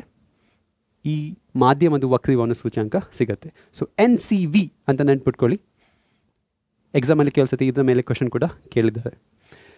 ಸರಿ, ನೆಕ್ಸ್ಟ್ ಬಂದುಬಿಟ್ಟು ಕೆಲವು ಮಾಧ್ಯಮಗಳ ರಿಫ್ರಾಕ್ಟಿವ್ ಇಂಡೆಕ್ಸ್ ನಾನು ಇಲ್ಲಿ ತೋರಿಸಿದ್ದೇನೆ. ಯಾವಾಗ ರಿಫ್ರಾಕ್ಟಿವ್ ಇಂಡೆಕ್ಸ್ ಜಾಸ್ತಿ ಆಗ್ಕೊಂಡು ಹೋಗುತ್ತೆ ಅದರ ಅರ್ಥ ಏನು? ಗಾಳಿಯ ವೇಗ ಆ ಮಾಧ್ಯಮದಲ್ಲಿ ಕಡಿಮೆ ಆಗ್ಕೊಂಡು ಹೋಗುತ್ತೆ ಮತ್ತು ಅದು ಬೆಳಕನ್ನು ಇನ್ನೂ ತುಂಬ ಬೆಂಡ್ ಮಾಡುತ್ತೆ. ಸೊ ಡೈಮಂಡ್ ಬೆಳಕನ್ನು ತುಂಬ ಜಾಸ್ತಿ ಬೆಂಡ್ ಮಾಡುತ್ತೆ, ಕೆರೋಸಿನ್ ಸ್ವಲ್ಪ ಕಡಿಮೆ, ಆಲ್ಕೋಹಾಲ್ ಇನ್ನೂ ಸ್ವಲ್ಪ ಕಡಿಮೆ. ಸೊ ಅದು ಕೂಡ ಇಂಪಾರ್ಟೆಂಟ್ ವಿಷಯ. ನೆಕ್ಸ್ಟ್ ಬಂದುಬಿಟ್ಟು ಸ್ಪೆರಿಕಲ್ ಮಿರರ್ಸ್, ಗೋಳೀಯ ಮಸೂರಗಳು. ಸೊ ಸ್ಪೆರಿಕಲ್ ಮಿರರ್ಸ್ ಅಂದ್ರೇನು? ಅದೊಂದು transparent substance, okay, transparent material, ಪಾರದರ್ಶಕ ಮೆಟೀರಿಯಲ್, ಆದರೆ ಅದು ಎರಡು ಸೈಡ್ ಇದೆಲ್ಲ ಸ್ವಲ್ಪ ಕರ್ವ್ ಆಗಿರುತ್ತೆ. ಕರ್ವ್ ಅಂದ್ರೇನು? ಒಂದು ಗೋಳದ ಭಾಗವಾಗಿ ಇರುತ್ತೆ. ಸೊ ಅದಕ್ಕೆ ಸ್ಪೆರಿಕಲ್ ಲೆನ್ಸಸ್ ಅಥವಾ ಗೋಳಿಯ ಮಸೂರಗಳು ಅಂತ ಹೇಳ್ತೇವೆ. ಸೊ ಕಾನ್ವೆಕ್ಸ್ ಲೆನ್ಸ್ ಹೇಗಿದೆ? ಇಲ್ಲಿ ತಳ್ಳವಾಗಿರುತ್ತೆ, ತಿನ್ನಾಗಿರುತ್ತೆ, ನಡುವಲ್ಲಿ ದೊಡ್ಡದಾಗಿರುತ್ತೆ ಪೀನ ಮಸೂರ. ಕಾನ್ಕೇವಲ್ಲಿ ನೋಡಿ, ಇಲ್ಲಿ ದಪ್ಪವಾಗಿರುತ್ತೆ, ನಡುವಲ್ಲಿ ತಿನ್ನಾಗಿರುತ್ತೆ, ಇದಕ್ಕೆ ನಿಮ್ನ ಮಸೂರ ಅಂತ ಹೇಳ್ತೇವೆ. ಸೇಮ್ ಹಾಗೆಯೇ ದರ್ಪಣದಲ್ಲಿ ಮಿರರಲ್ಲಿ ಹೇಗೆ ಎಕ್ಸ್ಪ್ಲೇನ್ ಮಾಡಿದ್ದೇನೆ. ಸೊ ಇದರಲ್ಲಿ ಕೂಡ ಕೆಲವು ಇಂಪಾರ್ಟೆಂಟ್ ಟರ್ಮ್ಸ್, ಪದಗಳಿದೆ. ಸೊ ಇಂಗ್ಲೀಷ್ ಮೀಡಿಯಮ್ ಇದನ್ನು ನೋಡ್ಬೋದು, ಕನ್ನಡ ಮೀಡಿಯಮ್ ಇದನ್ನು ನೋಡ್ಬೋದು. ಬೇಕಾದರೆ ಪಾಸ್ ಮಾಡಿ ಸ್ಕ್ರೀನ್ಶಾಟ್ ತಗೊಳ್ಳಿ. ಒಂದು ಇಂಪಾರ್ಟೆಂಟ್ ವಿಷಯ ನೋಡಿ, ಇಲ್ಲಿ ನಮ್ಮದು ಮಸೂರದಲ್ಲಿ ಕಾನ್ವೆಕ್ಸ್ ಲೆನ್ಸ್ ಸಮಾನಾಂತರವಾಗಿ ಬರುವ ರೇಖೆಗಳನ್ನು ಕಾನ್ವರ್ಜ್ ಮಾಡುತ್ತೆ, ಎಲ್ಲ ಒಂದು ಪಾಯಿಂಟಲ್ಲಿ ಮೀಟ್ ಮಾಡುತ್ತೆ. ಕೇವಲಿ ಏನಾಗುತ್ತೆ? ಎಲ್ಲ ಲೈಟ್ ರೇಸ್ ಬಂದು ಅದು ಡೈವರ್ಜ್ ಮಾಡುತ್ತೆ ಅಥವಾ ವಿಕೇಂದ್ರೀಕರಿಸುತ್ತದೆ. ಇದು ಕೇಂದ್ರೀಕರಿಸುತ್ತದೆ, ಕಾನ್ವರ್ಜ್ ಮಾಡುತ್ತೆ, ಇದು ವಿಕೇಂದ್ರೀಕರಿಸುತ್ತದೆ ಅಥವಾ ಡೈವರ್ಜ್ ಮಾಡುತ್ತೆ. ಅದು ಎಲ್ಲ ಈ ಪಾಯಿಂಟಿಂದ ಬರುವಾಗೆ ಭಾಸವಾಗುತ್ತದೆ. It appears to come from this point. So ಕಾನ್ವೆಕ್ಸಲ್ಲಿ ಇದು ಪ್ರಿನ್ಸಿಪಲ್ ಫೋಕಸ್ ಆಗುತ್ತೆ, ಇದರಲ್ಲಿ ಇದು ಪ್ರಿನ್ಸಿಪಲ್ ಫೋಕಸ್ ಆಗುತ್ತೆ. ಅದೊಂದು ಇಂಪಾರ್ಟೆಂಟ್ ವಿಷಯ. ಇನ್ನೊಂದು ಇಂಪಾರ್ಟೆಂಟ್ ವಿಷಯ ಏನಂದರೆ ಇಲ್ಲಿ ಎರಡು ಪ್ರಿನ್ಸಿಪಲ್ ಫೋಕಸ್ ಇರುತ್ತೆ. ಈ ಸೈಡಿಂದ ಬರುವ ಲೈಟ್ ರೇಸಿಗೆ ಇದು ಪ್ರಿನ್ಸಿಪಲ್ ಫೋಕಸ್, ಇದು ಪ್ರಧಾನ ಸಂಗಮ. ಈ ಕಡೆಯಿಂದ ಬರುವ ಕಿರಣಗಳಿಗೆ ಇದು ಪ್ರಧಾನ ಸಂಗಮ. ಸೊ F1 ಮತ್ತು F2 ಸೇಮ್ ಮಿರರ್ ಆಗಿ, ಆದರೆ ಇದರಲ್ಲಿ ಎರಡು ಇರುತ್ತೆ, ಇಲ್ಲಿ ಕೂಡ ಇರುತ್ತೆ, ಇಲ್ಲಿ ಕೂಡ ಇರುತ್ತೆ. ಸೇಮ್ ನೆಕ್ಸ್ಟ್ ಮಿರರ್ ಹಾಗೆ ಇನ್ನೊಂದು ಏನಿತ್ತು, ಸೆಂಟರ್ ಆಫ್ ಕರ್ವೇಚರ್ ಇತ್ತಲ್ಲ, ಇದರಲ್ಲಿ ಸೆಂಟರ್ ಆಫ್ ಕರ್ವೇಚರ್ ಅಂತ ಬರೀತಾರೆ ಕೆಲವು ಸತಿ, C1 ಅಂತ ಬರೀತಾರೆ, ಕೆಲವು ಬಾರಿ ಏನು ಬರೀತಾರೆ 2F1 ಅಂತ ಬರೀತಾರೆ. ಸೊ C2 2F2 ಸೇಮ್ ಇಲ್ಲಿ 2F1 ಆ ಕಡೆ, ಈ ಕಡೆ ಏನಿರುತ್ತೆ ನಮ್ಮದು F2 ಮತ್ತು 2F2 ಅಂತ ಇರುತ್ತೆ. ಸೊ ಎರಡೆರಡು ಪಾಯಿಂಟ್. ಮತ್ತು ಒಂದು ಇಂಪಾರ್ಟೆಂಟ್ ವಿಷಯ ಏನಂದರೆ ಇಲ್ಲಿ ಆಪ್ಟಿಕ್ ಸೆಂಟರ್, ಪೋಲ್ ಇಲ್ಲ, ಆಪ್ಟಿಕ್ ಸೆಂಟರ್ ಇರುತ್ತೆ. ಆಪ್ಟಿಕ್ ಸೆಂಟರ್ ಏನು? Central point of the lens. Drug ಕೇಂದ್ರ ಇರುತ್ತೆ, ದರ್ಪಣ ಧ್ರುವ ಇರಲ್ಲ, ಡ್ರಗ್ ಕೇಂದ್ರ ಇರುತ್ತೆ. ಇದು ಮಸೂರದ ಕೇಂದ್ರ ಬಿಂದು. Centres of curvature, principal axis ಎಲ್ಲ ಸೇಮ್ ಆಗಿರುತ್ತೆ, ನಮ್ಮ ಮಿರರಲ್ಲಿ ನೋಡಿದ್ದೇವಲ್ಲ ಹಾಗೆಯೇ. ಸರಿ, ನೆಕ್ಸ್ಟ್ ಬಂದುಬಿಟ್ಟು ಯಾವುದೆಲ್ಲ ನಿಯಮ ಇದೆ, ನಾವು ಮಿರರ್ಸಲ್ಲಿ 4 ನಿಯಮಗಳನ್ನು ಓದಿದ್ವಿ, ಇದರಲ್ಲಿ ಖಾಲಿ 3. ಯಾವುದು ಪ್ಯಾರಲಲ್ ಆಗಿ ರೇಖೆ ಬರುತ್ತೆ ಅದು ರಿಫ್ರ್ಯಾಕ್ಟ್ ಆಗಿ ಪ್ರಿನ್ಸಿಪಲ್ ಫೋಕಸಿಂದ ಪಾಸ್ ಆಗುತ್ತೆ. ಸೇಮ್ ಮಿರರಲ್ಲಿ ಸೇಮ್ ಇತ್ತಲ್ಲ, parallel light rays after reflection it passes through focus. ಇಲ್ಲಿ ಈ ಬದಿಯಲ್ಲಿ ಇರುವ ಫೋಕಸಿಂದ ಹಾದು ಹೋಗುತ್ತೆ. ನೋಡಿ ಇಲ್ಲಿ ಕೂಡ parallel to the principal axis, ಪ್ರಧಾನಾಕ್ಷಕ್ಕೆ ಸಮಾನಾಂತರವಾಗಿರುವ ಕಿರಣ ಈ ಪ್ರಿನ್ಸಿಪಲ್ ಫೋಕಸಿಂದ ಬರುವಾಗೆ ಭಾಸವಾಗುತ್ತೆ. It will appear to come from F1 of this side. So ಇದು ನಮ್ಮದು ಫಸ್ಟ್ ರೂಲ್. ಸೆಕೆಂಡ್ ರೂಲ್ ಬಂದುಬಿಟ್ಟು, ಈಗ ಫೋಕಸಿಂದ ಪಾಸ್ ಆದರೆ ಏನಾಗುತ್ತೆ, ಫೋಕಸಿಂದ ಪಾಸಾದರೆ ರಿಫ್ರ್ಯಾಕ್ಟ್ ಆಗಿ ಪ್ಯಾರಲಲ್ ಆಗುತ್ತೆ. ಫೋಕಸಿಗೆ ಡೈರೆಕ್ಟ್ ನಿರ್ದೇಶಿಸಿರುವ ಬೆಳಕಿನ ಕಿರಣ ರಿಫ್ರ್ಯಾಕ್ಟ್ ಆಗಿ ವಕ್ರೀಮಾನಗೊಂಡು ಸಮಾನಾಂತರವಾಗಿ ಹೊರಗೆ ಬರುತ್ತೆ, ಪ್ಯಾರಲಲ್ ಆಗಿ ಎಮರ್ಜ್ ಆಗುತ್ತೆ. ಇದು ಸೆಕೆಂಡ್ ರೂಲ್. ಥರ್ಡ್ ರೂಲ್ ಬಂದುಬಿಟ್ಟು, ಯಾವುದು ಡೈರೆಕ್ಟ್ ಆಪ್ಟಿಕ್ ಸೆಂಟರ್ ಅಥವಾ ದೃಕ್ ಕೇಂದ್ರ ಮೂಲಕ ಚಲಿಸುವ ಬೆಳಕಿನ ಕಿರಣ ಅದು ರಿಫ್ರ್ಯಾಕ್ಟ್ ಆಗಲ್ಲ, ಸ್ಟ್ರೈಟ್ ಅದೇ ಪಥದಲ್ಲಿ ಹೋಗುತ್ತೆ. ಸೊ ಇದು ನಮ್ಮದು 3 ರೂಲ್ಸ್. ನೆಕ್ಸ್ಟ್ ಬಂದುಬಿಟ್ಟು ಕಾನ್ವೆಕ್ಸ್ ಲೆನ್ಸ್ ಮತ್ತು ಪೀನ ಮಸೂರ ಮತ್ತು ಕಾನ್ಕೇವ್ ಲೆನ್ಸ್, ನಿಮ್ನ ಮಸೂರದಲ್ಲಿರುವ ಎಲ್ಲ ರೇಖಾಚಿತ್ರಗಳು. ಕಾನ್ವೆಕ್ಸ್ ಲೆನ್ಸಲ್ಲಿ 6 ಡಯಾಗ್ರಾಮ್ಸ್ ಇದೆ ಮತ್ತು ಕಾನ್ಕೇವಲ್ಲಿ ಖಾಲಿ 2 ಇದೆ. ಸೊ ಇದನ್ನು ಕೂಡ ನಾನು ಎಲ್ಲ ಡಯಾಗ್ರಾಮ್ಸನ್ನು ಡ್ರಾ ಮಾಡಿ ನಾನು ತೋರಿಸಿದ್ದೇನೆ. ನಮ್ಮ 1 ಶಾಟ್ ವೀಡಿಯೋವನ್ನು ಹೋಗಿ ಚೆಕ್ ಮಾಡಿ ಪ್ಲೀಸ್. ಸರಿ, ಇದನ್ನು ನಾನೀಗ ಫಸ್ಟ್ ಹೇಳ್ತೇನೆ. ಫಸ್ಟ್ ಕೇಸ್ ಬಂದುಬಿಟ್ಟು, ಫಸ್ಟ್ ಡಯಾಗ್ರಾಮ್ ಯಾವಾಗಲೂ ಆಬ್ಜೆಕ್ಟನ್ನು ನೀವು ಇನ್ಫಿನಿಟಿ ಅಥವಾ ಅನಂತದಲ್ಲಿ ಇಡಬೇಕು. ಸೊ ದರ್ಪಣದಲ್ಲಿ ಕೂಡ ಫಸ್ಟ್ ಕೇಸ್ ಬಂದುಬಿಟ್ಟು ಇನ್ಫಿನಿಟಿಯಲ್ಲಿ ಅನಂತದಲ್ಲಿ ಇಡಬೇಕು. ಸೊ ಅನಂತದಲ್ಲಿ ಇಟ್ಟರೆ ಎಲ್ಲಿ ಬರುತ್ತೆ ನಮ್ಮದು ಪ್ರತಿಬಿಂಬ, ಫೋಕಸಲ್ಲಿ ಬರುತ್ತೆ. ಸೊ ದರ್ಪಣದಲ್ಲಿ ಕೂಡ ಸೇಮ್ ಇತ್ತಲ್ಲ, ಅನಂತದಲ್ಲಿ ವಸ್ತು ಇನ್ಫಿನಿಟಿಯಲ್ಲಿ ವಸ್ತು ಇಟ್ಟರೆ ಆಬ್ಜೆಕ್ಟ್ ಇಟ್ಟರೆ ನಮ್ಮ ಪ್ರತಿಬಿಂಬ ಎಲ್ಲಿ ಉಂಟಾಗುತ್ತೆ, ಫೋಕಸಲ್ಲಿ ಉಂಟಾಗುತ್ತೆ. ಸೊ ಸೇಮ್ ಅದರಲ್ಲಿ ಫೋಕಸ್ ಈ ಕಡೆ ಇರುತ್ತೆ. ಸರಿ, ಇದು ಫಸ್ಟ್ ಕೇಸ್. ಸೆಕೆಂಡ್ ಕೇಸ್, ನಾವು ದರ್ಪಣದ ಮಿರರಲ್ಲಿ ಹೇಗೆ ಏನು ಮಾಡ್ತಿದ್ವಿ, ಆಬ್ಜೆಕ್ಟನ್ನು ಸ್ವಲ್ಪ ಹತ್ತಿರ ತರ್ತಿದ್ವಲ್ಲ, ಸೇಮ್ ಇದರಲ್ಲಿ ಕೂಡ ಆಬ್ಜೆಕ್ಟನ್ನು ನಾನೀಗ ಹತ್ತಿರ ತರ್ತೇನೆ. ಎಲ್ಲಿ ತರ್ತೇನೆ, ಬಿಯಾಂಡ್ C1 ಇಂದ ದೂರದಲ್ಲಿ. ಆಗ ಏನಾಗುತ್ತೆ, ನಮ್ಮದು ಪ್ರತಿಬಿಂಬ ಈ ಡಯಾಗ್ರಾಮಲ್ಲಿ F2 ಅಲ್ಲಿತ್ತು ಮತ್ತು ತುಂಬ ಚಿಕ್ಕದಾಗಿತ್ತು. ಓಕೆ, ತುಂಬ ಚಿಕ್ಕದಾಗಿತ್ತು. ಈಗ ನಮ್ಮದು ಪ್ರತಿಬಿಂಬ ಈ ಲೆನ್ಸ್ ಮಸೂರದಿಂದ ಸ್ವಲ್ಪ ದೂರ ಹೋಗುತ್ತೆ. ಸೊ ಈ ಕಡೆ ಸರಿಯುತ್ತೆ. So it will shift little this side. So shift ಆಗುವಾಗ ಸ್ವಲ್ಪ ಅದರ ಗಾತ್ರ ಸೈಜ್ ಕೂಡ ಸ್ವಲ್ಪ ಜಾಸ್ತಿ ಹಾಕ್ಕೊಂಡು ಹೋಗುತ್ತೆ. ಸೊ ಸ್ವಲ್ಪ ಜಾಸ್ತಿ ಆಗುತ್ತೆ. ಮತ್ತು ಎಲ್ಲಿ ಬರುತ್ತೆ, F2 ಫಸ್ಟ್ F-ಅಲ್ಲಿತ್ತು ಮತ್ತು F2 ಮತ್ತು 2F2 ನಡುವಲ್ಲಿ ಬಂತು. ಓಕೆ, ಸೊ ಹಾಗೆಯೇ ಕಂಟಿನ್ಯೂ ಆಗುತ್ತೆ ಪ್ಯಾಟರ್ನ್. ನೆಕ್ಸ್ಟ್ ನೀವು ಇಮೇಜನ್ನು ನೀವು 2F1 ಇಟ್ಟರೆ ನಿಮ್ಮ ಇಮೇಜ್ ನೋಡಿ, ಆಬ್ಜೆಕ್ಟನ್ನು ನೀವು 2F1 ಇಮೇಜ್ ಸ್ವಲ್ಪ ಇನ್ನೂ ಹಿಂದೆ ಬರುತ್ತೆ ಮತ್ತು 2F2 ಅಲ್ಲಿ ಫಾರ್ಮ್ ಆಗುತ್ತೆ. ಮತ್ತು ಅದರ ಸೈಜ್ ನೋಡಿ, ಸೈಜ್ ಸೇಮ್ ಆಗಿರುತ್ತೆ. ನೆಕ್ಸ್ಟ್ ನೀವು 2F1 ಮತ್ತು F ನಡು ಇಟ್ಟರೆ ನಿಮ್ಮ ಇಮೇಜ್ ಇನ್ನೂ ಸ್ವಲ್ಪ ಹಿಂದೆ ಹೋಗುತ್ತೆ, ಬಿಯಾಂಡ್ C2 ಹೋಗುತ್ತೆ ಮತ್ತು ಅದರ ಸೈಜಿಗೆ ನೋಡಿ ನಿಮ್ಮ ಆಬ್ಜೆಕ್ಟ್ ಸೈಜ್ಗಿಂತ ಜಾಸ್ತಿ ಹಾಕ್ಕೊಂಡು ಹೋಗುತ್ತೆ. ಸೊ ಇಮೇಜಿದು ಸೈಜ್ ಜಾಸ್ತಿ it will become bigger and bigger as it goes back. Next F-ಅಲ್ಲಿ ಇಟ್ಟರೆ ನಮ್ಮ ಇಮೇಜ್ ಇನ್ಫಿನಿಟಿಯಲ್ಲಿ ಫಾರ್ಮ್ ಆಗುತ್ತೆ. ನೋಡಿ ಮಿರರಲ್ಲಿ ಕೂಡ ಸೇಮ್ ಇತ್ತು. F-ಅಲ್ಲಿ ನಮ್ಮದು ಆಬ್ಜೆಕ್ಟನ್ನು ಇಟ್ಟರೆ ಇಮೇಜಲ್ಲಿ ಫಾರ್ಮ್ ಆಗ್ತಿತ್ತು, ಇನ್ಫಿನಿಟಿಯಲ್ಲಿ ಫಾರ್ಮ್ ಆಗ್ತಿತ್ತು, ಅನಂತದಲ್ಲಿ ಫಾರ್ಮ್ ಆಗ್ತಿತ್ತು. ಸೊ ಇದು ಕೂಡ ಹಾಗೆಯೇ. ನೆಕ್ಸ್ಟ್ ಬಂದುಬಿಟ್ಟು ಈ ಎಲ್ಲ ಡಯಾಗ್ರಾಮ್ಸಲ್ಲಿ ನಮಗೆ ರಿಯಲ್ ಆ್ಯಂಡ್ ಇನ್ವರ್ಟೆಡ್ ಇಮೇಜ್ ಸಿಗ್ತಿತ್ತು. ಸತ್ಯ ಮತ್ತು ತಲೆ ಕೆಳಗಾದ ಇಮೇಜ್ ಪ್ರತಿಬಿಂಬ ಸಿಗ್ತಿತ್ತು. ಆದರೆ ಲಾಸ್ಟ್ ಒಂದು ಡಯಾಗ್ರಾಮಲ್ಲಿ ಮಾತ್ರ ನಮಗೆ ಮಿಥ್ಯ ಅಥವಾ ವರ್ಚುವಲ್ ಇಮೇಜ್ ಸಿಗುತ್ತೆ. ವರ್ಚುವಲ್ ಅಂದ್ರೇನು, ನೇರವಾದ ಡೈರೆಕ್ಟ್ ಇಮೇಜ್ ಸಿಗುತ್ತೆ. ಸೊ ವಸ್ತುವನ್ನು ನಾವು ಈ F ಮತ್ತು O ನಡುವಲ್ಲಿಟ್ಟರೆ ನಮ್ಮ ಇಮೇಜ್ ಬಂದುಬಿಟ್ಟು ಇಲ್ಲಿ ಫಾರ್ಮ್ ಆಗುತ್ತೆ. ಇದು ನಮ್ಮದು ಎಕ್ಸಾಮಲ್ಲಿ ಕೇಳ್ತಾರೆ ಇದೆಲ್ಲ ಡಯಾಗ್ರಾಮ್ಸ್. ಸೊ ಜಾಗ್ರತವಾಗಿ ಇದನ್ನು ಓದಿ. ನೆಕ್ಸ್ಟ್ ಕಾನ್ಕೇವಲ್ಲಿ ಖಾಲಿ 2 ಕೇಸ್. ಫಸ್ಟ್ ಸ್ಟಾರ್ಟ್ ಯಾವುದರಲ್ಲಿ ಮಾಡೋದು, ಆಬ್ಜೆಕ್ಟ್ ಇಸ್ ಅಟ್ ಇನ್ಫಿನಿಟಿ, ಅನಂತದಲ್ಲಿ ಇಡ್ತೇವೆ. ಸೊ ಇದು ಆಲ್ರೆಡಿ ನಾವು ನೋಡಿದ್ವಿ ಅಲ್ಲಿ. ಅದು ಇಮೇಜ್ ಪ್ರತಿಬಿಂಬ ಎಲ್ಲಿ ಉಂಟಾಗುತ್ತೆ, F1 ಉಂಟಾಗುತ್ತೆ. ನೆಕ್ಸ್ಟ್ ಕೇಸ್ ಬಂದುಬಿಟ್ಟು ಇದನ್ನು ನಾವು ಆಬ್ಜೆಕ್ಟನ್ನು ಅನಂತದಲ್ಲಿ ಅಲ್ಲ, ಎಲ್ಲಿಯಾದರೂ ಮಸೂರದ ಮುಂದೆ ಇತ್ತು, ಲೆನ್ಸಿನ ಮುಂದೆ ಎಲ್ಲಿಯಾದರೂ ಇಟ್ಟರೆ ಇಮೇಜ್ ಯಾವಾಗಲೂ ನೋಡಿ F-ಅಲ್ಲಿತ್ತು, ಈಗ ಇಮೇಜ್ ಸ್ವಲ್ಪ ಓದು ಹತ್ತಿರ ಬರುತ್ತೆ. So image is formed between F1 and O ಇದು ನಡುವೆ ಉಂಟಾಗುತ್ತೆ ಮತ್ತು ಅದರ ಸೈಜ್ ಚಿಕ್ಕದಾಗಿ ಇರುತ್ತೆ. ನೋಡಿ ಈ 2 ಡಯಾಗ್ರಾಮ್ಸಲ್ಲಿ ನಮ್ಮದು ಪ್ರತಿಬಿಂಬ ಇಮೇಜ್ ಅದರ ಸ್ವಭಾವ ಏನು, ಇಟ್ ಈಸ್ ಆಲ್ವೇಸ್ ವರ್ಚುವಲ್, ಯಾವಾಗಲೂ ಮಿಥ್ಯವಾಗಿರುತ್ತೆ ಮತ್ತು ನೇರವಾಗಿ ಇರುತ್ತೆ. ಸೊ ಕಾನ್ಕೇವ್ ಲೆನ್ಸ್ ಯಾವಾಗಲೂ ಮಿಥ್ಯ ಮತ್ತು ನೇರವಾದ ಪ್ರತಿಬಿಂಬನೆ ಉಂಟು ಮಾಡುತ್ತೆ. ಇದು ಇಂಪಾರ್ಟೆಂಟ್ ವಿಷಯ. ಸೊ ಇದನ್ನು ನಾನು ಟೇಬಲಲ್ಲಿ ಹಾಕಿದೆ, ಬೇಕಾದರೆ ಸ್ಕ್ರೀನ್ಶಾಟ್ ಹಾಕಿ ನೋಡಿ. ಎಲ್ಲ ರಿಯಲ್ ಇನ್ವರ್ಟೆಡ್ ಕಾನ್ವೆಕ್ಸ್ ಲೆನ್ಸಲ್ಲಿ ಪೀನಮಸೂರದಲ್ಲಿ ಎಲ್ಲ ಸತ್ಯ ಮತ್ತು ತಲೆ ಕೆಳಗಾದ ಖಾಲಿ ಒಂದು ಬಾರಿ ಮಿಥ್ಯ ಮತ್ತು ನೇರ ಇಮೇಜ್ ಸಿಗುತ್ತೆ. ಮತ್ತು ಕಾನ್ಕೇವಲ್ಲಿ ಎಲ್ಲ ವರ್ಚುವಲ್ ಮತ್ತು ಎರೆಕ್ಟ್ ಮಿಥ್ಯ ಮತ್ತು ನೇರ ಪ್ರತಿಬಿಂಬ. ಸರಿ, ಸೇಮ್ ಸೈನ್ ಕನ್ವೆನ್ಷನ್ಸ್ ನಮ್ಮದು ದರ್ಪಣದಲ್ಲಿ ಹೇಗಿತ್ತು ಸೇಮ್ ಅದರಾಗೇ ಈ ಕಡೆ ಎಲ್ಲ ನೆಗೆಟಿವ್, ಡಿಸ್ಟೆನ್ಸಸ್ ಈ ಕಡೆ ಎಲ್ಲ ಪಾಸಿಟಿವ್, ಮತ್ತು ಹೈಟ್ ಮೇಲಿದ್ದರೆ ಇದು ಪಾಸಿಟಿವ್, ಹೈಟ್ ಕೆಳಗಿದ್ದರೆ ನೆಗೆಟಿವ್. ಆದರೆ ಒಂದು ಡಿಫ್ರೆನ್ಸ್ ಏನಂದರೆ ನೋಡಿ, ಸೂತ್ರಗಳು ದರ್ಪಣದ ಸೂತ್ರ ಮತ್ತು ವರ್ಧನಲ್ಲಿ ಒಂದು ಡಿಫ್ರೆನ್ಸ್. ಮಿರರಲ್ಲಿ ಇದು ಪ್ಲಸ್ ಇತ್ತು, ಆದರೆ ಲೆನ್ಸಲ್ಲಿ ಇದು ನೆಗೆಟಿವ್. ಕನ್ಫ್ಯೂಸ್ ಮಾಡ್ಕೊಳ್ಬೇಡಿ, ಇಲ್ಲಿ ನೆಗೆಟಿವ್. ನೆಕ್ಸ್ಟ್ ಎಮ್ಮಲ್ಲಿ ಇಲ್ಲಿ ಮಿರರಲ್ಲಿ ದರ್ಪಣದಲ್ಲಿ ನೆಗೆಟಿವ್ ಇತ್ತು, -v/u ಇತ್ತು, ಆದರೆ ನಮ್ಮದು ಲೆನ್ಸಲ್ಲಿ ಇದು +vu. ಸೊ ಇದರಲ್ಲಿ ಒಂದು ಸ್ವಲ್ಪ ಚೇಂಜ್. ಮತ್ತು ಇದೆಲ್ಲ ಪುನಃ ಸೇಮ್ ಆಗಿದೆ ನೋಡಿ. ನಾ ಹೇಳಿದ್ದೆ ಯು ವಸ್ತು ದೂರ ಯಾವಾಗಲೂ ನೆಗೆಟಿವ್, ವಸ್ತು ಎತ್ತರ ಯಾವಾಗಲೂ ಪಾಸಿಟಿವ್. ಕಾನ್ಕೇವ್ ಲೆನ್ಸ್ ನಿಮ್ಮ ಮಸೂರದು ಎಫ್ ಯಾವಾಗಲೂ ನೆಗೆಟಿವ್ ಆಗಿರುತ್ತೆ ನೋಡಿ. ಕಾನ್ಕೇವ್ ಲೆನ್ಸಲ್ಲಿ ಇಲ್ಲಿ ಹೀಗಿದೆ.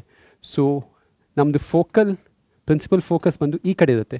ಸೊ ಈ ಕಡೆ ಯಾವಾಗಲೂ ನೆಗೆಟಿವ್ ಇರುತ್ತೆ. ಸೊ ಎಫ್ ಇಸ್ ಆಲ್ವೇಸ್ ಋಣಾತ್ಮಕವಾಗಿರುತ್ತೆ. ಪಿ ಮಸೂರ ಕಾನ್ವೆಕ್ಸ್ ಲೆನ್ಸಲ್ಲಿ ಎಫ್ ಯಾವಾಗಲೂ ಪಾಸಿಟಿವ್ ಆಗಿರುತ್ತೆ.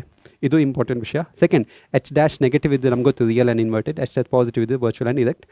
ಹಾಗೆಯೇ ಇಲ್ಲಿ ಕೂಡ ಮ್ಯಾಗ್ನಿಫಿಕೇಷನ್ ನೆಗೆಟಿವ್ ಇದ್ದರೆ real and inverted, magnification positive ಇದ್ದರೆ ವರ್ಚುವಲ್ ಆ್ಯಂಡ್ ಇರೆಕ್ಟ್ ಅಂತ ಹೇಳ್ಬೋದು. ಸರಿ, ನೆಕ್ಸ್ಟ್ ಸಂಖ್ಯಾ ಸಮಸ್ಯೆಗಳನ್ನು ಹೇಗೆ ಪರಿಹರಿಸಬೇಕು ನೋಡಿ. Same steps.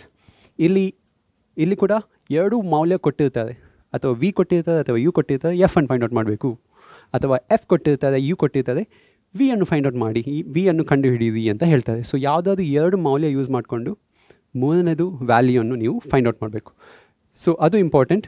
ನೆಕ್ಸ್ಟ್ ಕೆಲವು ಬಾರಿ ಏನು ಹೇಳ್ತಾರೆ, ಮ್ಯಾಗ್ನಿಫಿಕೇಷನ್ ವರ್ಧನೆಯನ್ನು ಕಂಡುಹಿಡಿಯಿರಿ ಅಂತ ಹೇಳ್ತಾರೆ. ಸೊ ಅದಕ್ಕೆ ಈ ಫಾರ್ಮುಲಾ ಯೂಸ್ ಮಾಡ್ಕೊಂಡು ನಾವು ಕಂಡುಹಿಡಬೇಕು. ಸರಿ, ಇನ್ನೊಂದು ಟೈಪಿದ ಪ್ರಾಬ್ಲಮ್ ಕೇಳ್ತಾರೆ. H ಮತ್ತು H' ಅನ್ನು ಕಂಡುಹಿಡಿಯಿರಿ ಅಂತ ಕೂಡ ಹೇಳ್ತಾರೆ. ಸೊ ಆಗ ಏನು ಮಾಡಬೇಕು, ನೀವು ಇದೇ ಫಾರ್ಮುಲಾವನ್ನು ಈ ರೀತಿ ಬರಬೇಕು. ಇದು ಇನ್ನೊಂದು ಫಾರ್ಮುಲಾ ಆಗುತ್ತೆ. ಸೊ ಇದರಲ್ಲಿ ನಿಮಗೆ ಯಾವುದಾದ್ರೂ ಮೂರು ಮೌಲ್ಯಗಳು, ಮೂರು ವ್ಯಾಲ್ಯೂಸ್ ನಿಮ್ಗೆ ಗೊತ್ತಿದ್ದರೆ ನಾಲ್ಕನೇದನ್ನು ನೀವು ಫೈಂಡ್ ಔಟ್ ಮಾಡಬೇಕು. ವಿ ಯು ಮತ್ತು H ಗೊತ್ತಿದ್ದರೆ H' ಫೈಂಡ್ ಔಟ್ ಮಾಡ್ಬೋದು. H' ವಿ ಯು ಗೊತ್ತಿದ್ದರೆ H ಫೈಂಡ್ ಔಟ್ ಮಾಡ್ಬೋದು. ಸೊ ಇದು ಕೂಡ ಇಂಪಾರ್ಟೆಂಟ್ ಫಾರ್ಮುಲಾ ಆಗುತ್ತೆ. ಸರಿ, ಸೊ ಇದು ಕೆಲವು ಸ್ಟೆಪ್ಸ್. ಲಾಸ್ಟಿಗೆ ನಿಮಗೆ ಇಮೇಜ್ ಇದು ಸ್ವಭಾವ ಬರೀರಿ ಅಂತ ಹೇಳ್ತಾರೆ. ಸೊ ನೀವು ಮ್ಯಾಗ್ನಿಫಿಕೇಷನದ್ದು ಸೈನ್ ಇದೆಲ್ಲ ಅದರ ಚಿಹ್ನೆ ನೋಡಿಕೊಂಡು ನೆಗೆಟಿವ್ ಇದ್ದರೆ ರಿಯಲ್ ಆ್ಯಂಡ್ ಇನ್ವರ್ಟೆಡ್ ಅಂತ ಹೇಳ್ಬೋದು, ಪಾಸಿಟಿವ್ ಇದ್ದರೆ ವರ್ಚುವಲ್ ಆ್ಯಂಡ್ ಇರೆಕ್ಟ್ ಅಂತ ಹೇಳ್ಬೋದು. ಸರಿ, ನೆಕ್ಸ್ಟ್ ಲಾಸ್ಟ್ ಟಾಪಿಕ್ ಬಂದುಬಿಟ್ಟು ಪವರ್ ಆಫ್ ಲೆನ್ಸ್, ಮಸೂರದು ಸಾಮರ್ಥ್ಯ. ಏನು ಮಸೂರದು ಸಾಮರ್ಥ್ಯ ನೋಡಿ, ವ್ಯಾಖ್ಯಾನ ಡೆಫಿನೇಷನ್ ಇಲ್ಲಿ ಕೊಟ್ಟಿದ್ದೇನೆ. ಸೊ ಬೇಸಿಕಲಿ ಏನಂದರೆ, ಮಸೂರ ಲೈಟ್ ರೇಸನ್ನು ಬೆಂಡ್ ಮಾಡುತ್ತೆ. ಆ ಬೆಂಡ್ ಮಾಡುವ ಶಕ್ತಿ ಸಾಮರ್ಥ್ಯಗೆ ಪವರ್ ಆಫ್ ಲೆನ್ಸ್ ಅಂತ ಹೇಳ್ತೇವೆ. ಸೊ ಅದು ಜಾಸ್ತಿ ಬೆಂಡ್ ಮಾಡಿದರೆ ನೋಡಿ, ಇಲ್ಲೊಂದು ಮಸೂರ ಇದೆ, ಇಲ್ಲೊಂದು ಮಸೂರ ಇದೆ, ಇದು ಮಸೂರ ಇಷ್ಟು ಬೆಂಡ್ ಮಾಡುತ್ತೆ, ಇದು ಮಸೂರ ಜಾಸ್ತಿ ಬೆಂಡ್ ಮಾಡುತ್ತೆ ಲೈಟ್ ರೇಸನ್ನು. ಸೊ ಹಾಗಾಗಿ ಇದರ ಪವರ್ ಜಾಸ್ತಿ ಇರುತ್ತೆ, ಇದರ ಸಾಮರ್ಥ್ಯ ಜಾಸ್ತಿ ಇರುತ್ತೆ. ಸೊ ಬೆಳಕಿನ ಕೇಂದ್ರೀಕರಿಸುವ ಅಥವಾ ವಿಕೇಂದ್ರೀಕರಿಸುವ ಸಾಮರ್ಥ್ಯ ಅಂತ ಹೇಳ್ತೇವೆ. ಸೊ ಅದನ್ನು ಹೇಗೆ ಕಂಡುಹಿಡಿಬೋದು, ಇದು ಫಾರ್ಮುಲಾ P = 1/f ಮತ್ತು ದ ಯೂನಿಟ್ ಬಂದುಬಿಟ್ಟು ಡಯಾಪ್ಟರ್ ಅಂತ ಹೇಳ್ತೇವೆ. ಅದು ಒಂದು ಇಂಪಾರ್ಟೆಂಟ್ ವಿಷಯ ಅಂದರೆ, ಈ ಫಾರ್ಮುಲಾ ಯೂಸ್ ಮಾಡುವಾಗ ಯಾವಾಗಲೂ ನಿಮ್ಮದು ಎಫ್ ಇದೆಲ್ಲ ಫೋಕಲ್ ಲೆಂತ್ ಸಂಗಮ ದೂರ ಯಾವಾಗಲೂ ಮೀಟರಲ್ಲಿ ಇರಬೇಕು. ಸೆಂಟಿಮೀಟರಲ್ಲಿ ಕೊಟ್ಟಿದ್ದರೆ ನಿಮ್ಮ ಆನ್ಸರ್ ಡಯಾಪ್ಟರಲ್ಲಿ ಸಿಗಲ್ಲ, ರಾಂಗ್ ಆಗುತ್ತೆ. ಸೊ ಸೆಂಟಿಮೀಟರಲ್ಲಿದ್ದರೆ ಮೀಟರ್ಗೆ ಕನ್ವರ್ಟ್ ಮಾಡಿ ಮತ್ತೆ ಈ ಫಾರ್ಮುಲಾ ಯೂಸ್ ಮಾಡಬೇಕು, ತುಂಬ ಇಂಪಾರ್ಟೆಂಟ್. ಒಂದು ವಿಷಯ ಕ್ವೆಶನ್ ಕೇಳ್ಬೋದು, ಪವರ್ ನಿಮಗೆ ಆನ್ಸರ್ ಸಿಕ್ಕಾದ್ಮೇಲೆ ಅದು ಕಾನ್ವೆಕ್ಸ್ ಲೆನ್ಸಾ ಕಾನ್ಕೇವ್ ಲೆನ್ಸಾ ಅಂತ ಕೇಳ್ತಾರೆ. ಸೊ ಅದು ಹೇಗೆ ಕಂಡುಹಿಡಬೇಕು, ಪವರ್ ಪಾಸಿಟಿವ್ ಇದ್ದರೆ ಆನ್ಸರ್ ಯಾವಾಗಲೂ ಆ ಲೆನ್ಸ್ ಯಾವಾಗಲೂ ಕಾನ್ವೆಕ್ಸ್ ಆಗಿರುತ್ತೆ. ಯಾಕೆ ನಮ್ಗೆ ಗೊತ್ತು, ಫೋಕಲ್ ಲೆಂತ್ ಕಾನ್ವೆಕ್ಸ್ ಲೆನ್ಸ್ ಇದು ಪಾಸಿಟಿವ್ ಆಗಿರುತ್ತೆ. ಸೊ ಆನ್ಸರ್ ಕೂಡ ನಿಮಗೆ ಪಾಸಿಟಿವ್ ಸಿಗುತ್ತೆ. ಸೊ ಹಾಗಾಗಿ ಪವರ್ ಪಾಸಿಟಿವ್ ಅಂದರೆ ಇದು ಪಿ ಮಸೂರ. ಪವರ್ ನೆಗೆಟಿವ್ ಅಂದರೆ ಏನು, ಅದರ ಫೋಕಲ್ ಲೆಂತ್ ನೆಗೆಟಿವ್ ಅಂತ ಅರ್ಥ. ಸೊ ನಮಗೆ ಗೊತ್ತು ಕಾನ್ಕೇವ್ ಲೆನ್ಸ್ ನಿಮ್ಮ ಮಸೂರದ ಫೋಕಲ್ ಲೆಂತ್ ಸಂಗಮ ಬಿಂದು ಋಣಾತ್ಮಕ ನೆಗೆಟಿವ್ ಆಗಿರುತ್ತೆ. ಸೊ ಹಾಗಾಗಿ ನಿಮ್ಮ ಆನ್ಸರ್ ಕೂಡ ನೆಗೆಟಿವ್ ಆಗಿರುತ್ತೆ. ಸೊ ಪವರ್ ನೆಗೆಟಿವ್ ಇದ್ದರೆ ಅದು ಕಾನ್ಕೇವ್ ಲೆನ್ಸ್ ಆಗುತ್ತೆ ನಿಮ್ಮ ಮಸೂರ ಅಂತ ಹೇಳ್ಬೋದು ನಾವು. ಸರಿ, ನಿಮಗೆ ಇದು ಈ ವಿಡಿಯೋಯಿಂದ ನೀವು ಏನಾದರೂ ಕಲಿತ್ರೆ ಪ್ಲೀಸ್ ಹೋಗಿ ಒಂದು ಲೈಕ್ ಕೊಡಿ, ನಮಗೆ ಪ್ರೋತ್ಸಾಹಿಸಿ. ನಿಮ್ಮ ಲೈಕಿಂದ ನಮಗೆ ಸ್ವಲ್ಪ ಖುಷಿ ಸಿಗುತ್ತೆ. ಮತ್ತು ಹೋಗಿ ನಮ್ಮ ಚಾನಲ್ಗೆ ಸಬ್ಸ್ಕ್ರೈಬ್ ಮಾಡಿ. ಇದಕ್ಕೆ ಬೇಕಾಗಿರುವೆಲ್ಲ ನೋಟ್ಸನ್ನು ನಾನು ಇಲ್ಲಿ ಡಿಸ್ಕ್ರಿಪ್ಷನ್ ಬಾಕ್ಸಲ್ಲಿ ಹಾಕ್ತೇನೆ. ಪ್ಲೀಸ್ ಹೋಗಿ ಅದನ್ನು ಚೆಕ್ ಮಾಡಿ ಮತ್ತು ಎಕ್ಸಾಮ್ಗೆ ನಿಮಗೆ ಚೆನ್ನಾಗಿ ಇದು ಅರ್ಥ ಆಯಿತು ಅಂತ ಭಾವಿಸ್ಕೊಳ್ತೇನೆ. ನೆಕ್ಸ್ಟ್ ವೀಡಿಯೋಲಿ ಸಿಗೋಣ. Thank you.